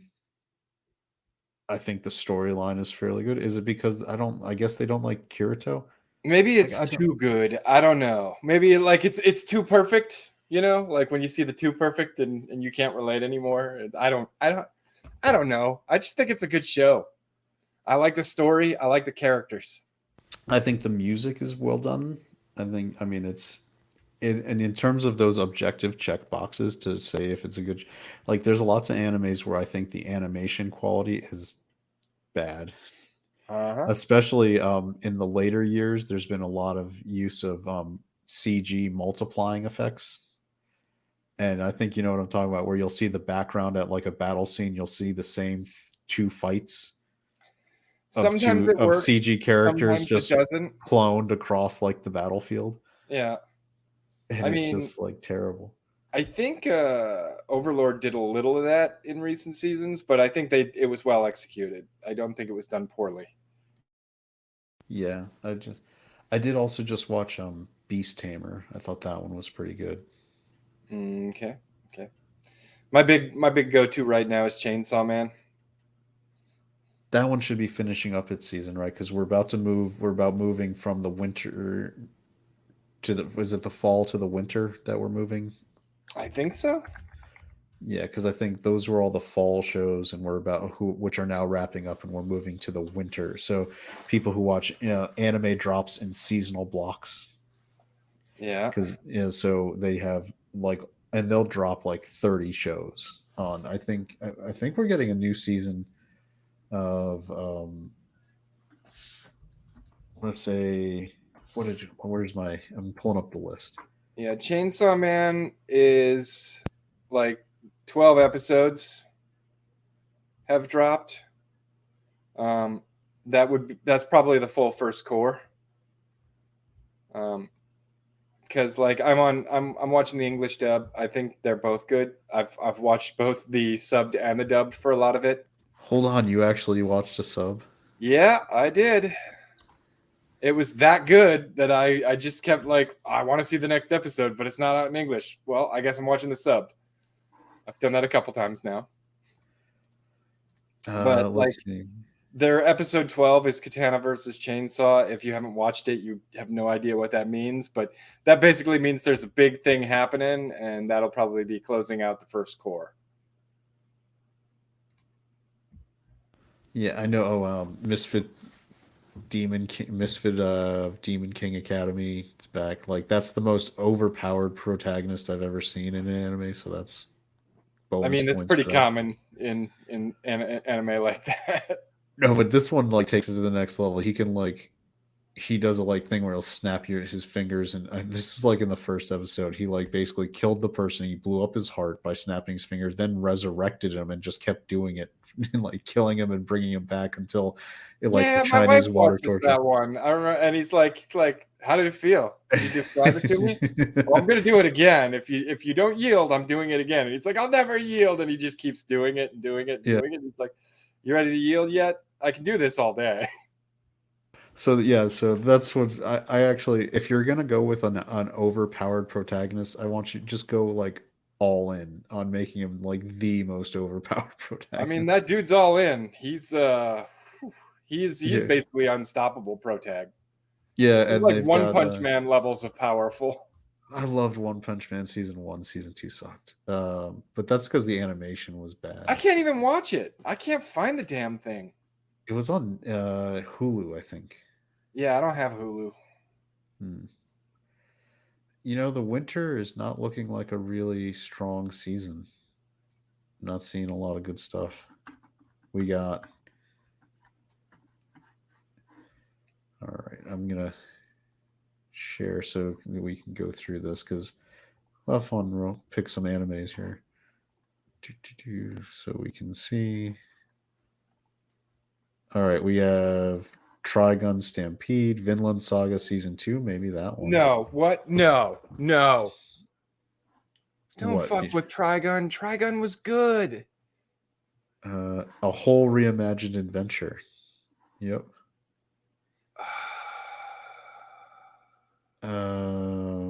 Leave Trigun alone. I mean, I'm definitely going to watch it, but I don't get the feeling it's going to be a good thing. I don't want to get hurt, so I'll max out my defense season 2. I've watched that. I watched season 1. I'll probably watch season 2. Here's our sports ball anime of the season. Blue Lock. Yeah. 300 of the top high school soccer players battle to become Japan's football union's next striker. Yeah, I didn't like Blue Lock. I actually preferred the other soccer anime that I was watching, which was called... Hold on. A supernatural rom-com with exorcist ninjas begin in the series from the creator of To Love Ru. What does that one sound familiar? I don't think I ever watched To Love Ru, but I've heard of. Everybody's heard of To Love Ru. Yeah, is that one? I've never seen it. Let's see. There's the I don't want to get hurt, so I'll max out my defense. But Blue Lock wasn't bad, but there's another one called Aoashi. I was enjoying Aoashi more. It's campfire cooking in another world with my absurd skill. And a salaryman starts a new online grocery in another world to bring modern foods to a fantasy land. Man, they're playing that angle a lot lately, aren't they? Or just they're opening a business. Yeah. I mean, I might check it out. I've enjoyed some of those before. All right, I'm going to be honest. This one sounds appealing to me. Chilling in my 30s after getting fired from the Demon King's army. I'll try that one out. A Dark Lord captain is shown the door and begins his new life in a local village. Yeah, that sounds. Entertaining. That sounds very similar to.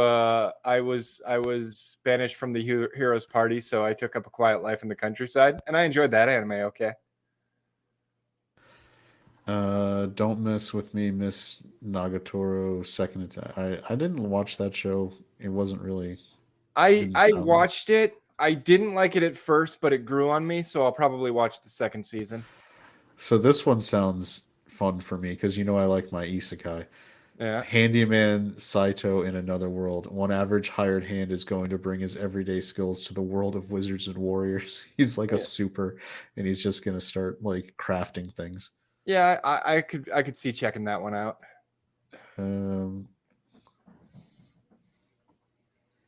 Let's see. Inspector Season 2. Yeah, Great. don't care. No. Nope. Why are you making it? Like, here's the thing. I don't understand this one personally, and I'm sure there are people who disagree. But Nier Automata, right? Mm-hmm. That was a video game created by Square Enix. It was basically a movie that you could play anyway, so why are you making a show out of it? This sounds like a slice of life one. Saving 80,000 gold in another world for my retirement. A parallel world hopper seeks to take advantage of the economics of another life. Interesting. Did we miss a row? Did you scroll down more? This row when automata. No, we went from the automata. Okay, yeah, there's nothing there I'm interested in. Then to this one. Reborn to master the blade from Hero King. Yeah, I don't care. Let's see. Sorcerer, Stabber, Orphan. What? Is this a new season? I don't know what that is. Sugar Apple Fairy Tale. I don't know what that is either. Technoroid Overmind. Nope.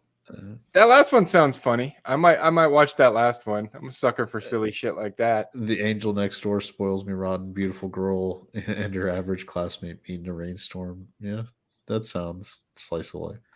I mean, you got me to watch my. Was it Azuki-chan Wants to Hang Out? And Yeah, season 2 is great, isn't it? I've been laughing my ass off. What are they up to on the dubs? Are they up to the one where they went to the swim park? Yeah, they're past that one, I think. Okay. Hold on. Are you up to Christmas at Azuki's at Hana's house? The last one I saw on the English dub side is We Want a Thrill Before Christmas, and then the one after that, I kind of want to do things right already. So I think there's like one episode left in the core. It feels like they're about to wrap up. Yeah, Like it was a good season. I laughed my butt off. I've been loving the season so far. It started out a little slow, but I mean, once he started at the gym with Hana's dad, Azuki's dad, it was just, and like every time they were having the conversations between each other, and like the narrator would be like, he didn't realize he was talking about his daughter. And then once you actually met his family, his mom and dad, yeah, and found out his dad's kind of a badass. and also like an asshole. He's like, Oh yeah, he's a dick, like, but why haven't, it was like, I have a little, was it a little brother or a little sister? yeah. A little sister, and he's like, oh yeah, that's why I kicked you out of the house, because I wanted to be able to get busy with your mom again. Let's see, Fire Hunter, The Fruit of Evolution 2, Before I Knew It, My Life Had It Made. That one's weird because this gorilla is actually his girlfriend. Oh, that was one that I was interested in right there. The ice guy and his cool female colleague. I wanted to see that one. A workplace romance begins to blossom even when you're descended from snow spirits. Interesting. It's one of those ones that I think will be absurd and funny in a slice of life kind of way. That sounds super slice of life for you. Yeah. I'm gonna, yeah, that's your, you are the slice of life guy. So yeah, you'll have to try that one out. You know which one that I watched that was actually surprisingly entertaining was I got reincarnated as a spider. So what? I've been watching the shit out of that. I really ended up enjoying it. Like, I did not think I would at first, but it's a lot of fun. Because it really I wish it funny. would not be like, I'm waiting for a new season, because they kind of left it on like, okay, we just got to the point where we know what's going on. It took me forever. Like, I realized ahead of the show that we were on two different timelines. Yeah. But well, they it's don't tell you, and they no. do not explain it very well. No, they even don't. Once they explain it, it's not explained very well. Yeah, and trying to, and then they do the big misdirect about the demon lord being. Anyway, I don't want to ruin it. From what I've been told, because my son gets a little more into some of the lore on that than I do, but like from what I've been told, the manga does a much better job of it, and the anime just kind of tried to compress it in a way that didn't quite work as well. I've noticed that it's a running theme in like the video game RPG style ones, that they really love taking advantage of the parallel mind, like perk as like some kind of basically breaker of power sets. Like it's a very OP skill set. If you're ever watching an anime that's supposed to like be an RPG based thing, and you hear the like parallel mind being mentioned, that's going to end up being an OP skill that makes that wins a boss fight. Well, I mean, if you think about it, it almost always would be an OP skill, because what's one of the core elements of any RPG, tabletop or digital? The action economy, right? Parallel mind basically doubles your action economy, because now you can do something with one mind while doing something else with another mind. So yeah, I mean, that's an OP fucking skill. Yeah, that's true. I mean, I always end up appreciating though because I do like the. You can tell. I mean, JRPGs are the hardest core of RPG video games, right?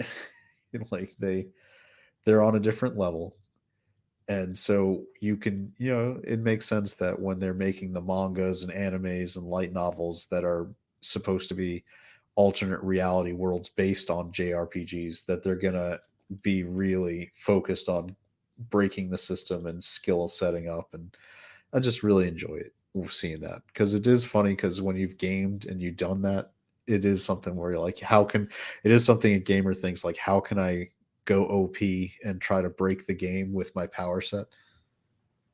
Oh yeah, I mean that's one of the fun parts of any RPG, especially the ones that actually let you build out your character, like World of Warcraft used to before they fucked it all up. I've heard Classic is pretty good, but I'm not going back to that. But like, yeah, character customization, min maxing, digging in there and figuring out what you can do with that. Like, you can really break some games with that stuff. I actually kind of broke Final Fantasy VIII with that because if you do things just right, you can end up doing ridiculously powerful attacks very early on in the game and one shot most of the bosses. I don't know if they Alright. fixed that with the remaster, but So the ones that we thought might be worth watching are The Angel Next Door Spoils Me Rotten. yeah.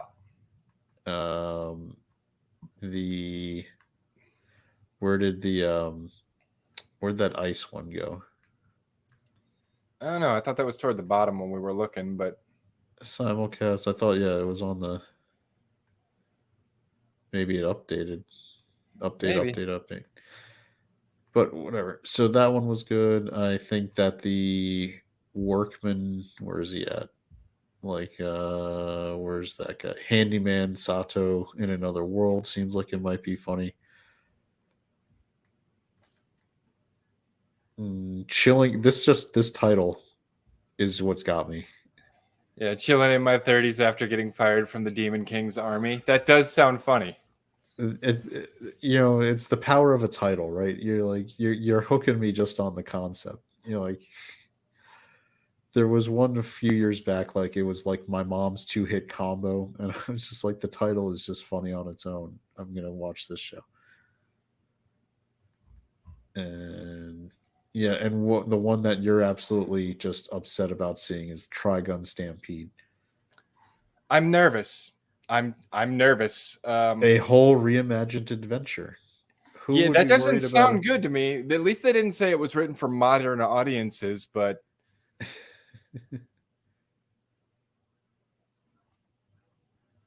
and like also it sounds kind of dumb because they're calling it Trigun Stampede, right? Well, Trigun was called Trigun and the main character was Vash the Stampede. So you've combined the main character's title with the title of the show. There's also another issue in this. It's like a 30-year-old anime or some crap at this point. So I'll preface it by spoiler alert, but it definitely isn't a sequel because Nicholas D. Wolfwood did not survive the series. And I see him on the cover. Yeah. I mean, I guess when you reimagine, you can do whatever you want, right? I guess. I don't know if it's going to be worth it. Trigun was good. I don't like the idea of doing a remake. But we'll see. I'll probably watch it because it is one of my all-time favorites. Do you want to? I'll tell you right now which show I'd be most worried about if it was being made by a Western studio or company. Cowboy Bebop? No, this one right here. Which one? Toma-chan is a girl.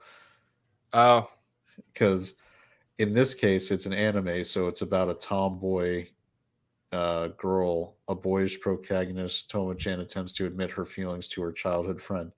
So it's just a tomboy girl who's actually romantically inclined towards a boy. If oh this was yeah. being made over here, I think it would have a whole other set a meeting. Oh yeah. But I think we've gone on long enough. We've already cleared 2 hours. We got to wrap this thing up. All right. Well, thanks for coming, everybody. Hopefully, you got some good anime recommendations out of this show, at least, because we do like to actually talk about things that are good in addition to the things that are bad. So, I feel like if we were gonna, since we talked about Velma, I felt it was a moral obligation to at least talk about some content that is good, And provide some viable alternatives, if you will. because Velma is not good. And as I So- said, if you're not into anime, but for some reason you wanted to watch Velma, I would recommend, which it's not technically anime, but I would still recommend Castlevania. If you want It's something a little 100%. grittier. Oh, it might not be animated by Japanese companies, but it's an anime. Like even Japanese companies, Yeah. farm out their animation to Korean and Chinese studios now. Yeah. So it's an anime. It's the design. Anyway, I'm not going to get in that argument because I think we both agree it is. So it Yeah. should count. I mean, some weebs will try to go like, well, it wasn't made by Toei or it wasn't made by, white. Yeah, I mean, we already kicked the hornet's nest by saying we like Sword Art Online, so I'm just trying to put up some armor on the anime front. That's true. We're about to get some hate. I'm going to be the guy who actually likes ReZero and Sword Art Online. God knows what I'm going to get crushed on for that. But thanks for everybody for coming to our new Friday night time slot. I think it's going to work out pretty good because hopefully we'll be able to get more guests on because we ran into some issues with some people having other obligations. So we're going to try to bring on other voices to talk about things and have a good time. Anything else you want to say, Slender? Nope, I'm good. I had fun. Fuck Wizards of the Coast. That's how you do it. All right, and since we don't have an outro, we're gonna do like we usually do the last couple times and play our amazingly awesome courtesy of Mad Mardigan and Mad Cheesemo and Mad Barber Entertainment, the intro that we have that I think is pretty awesome because I know you like it. So we'll do that one on our way out. Bye, everybody.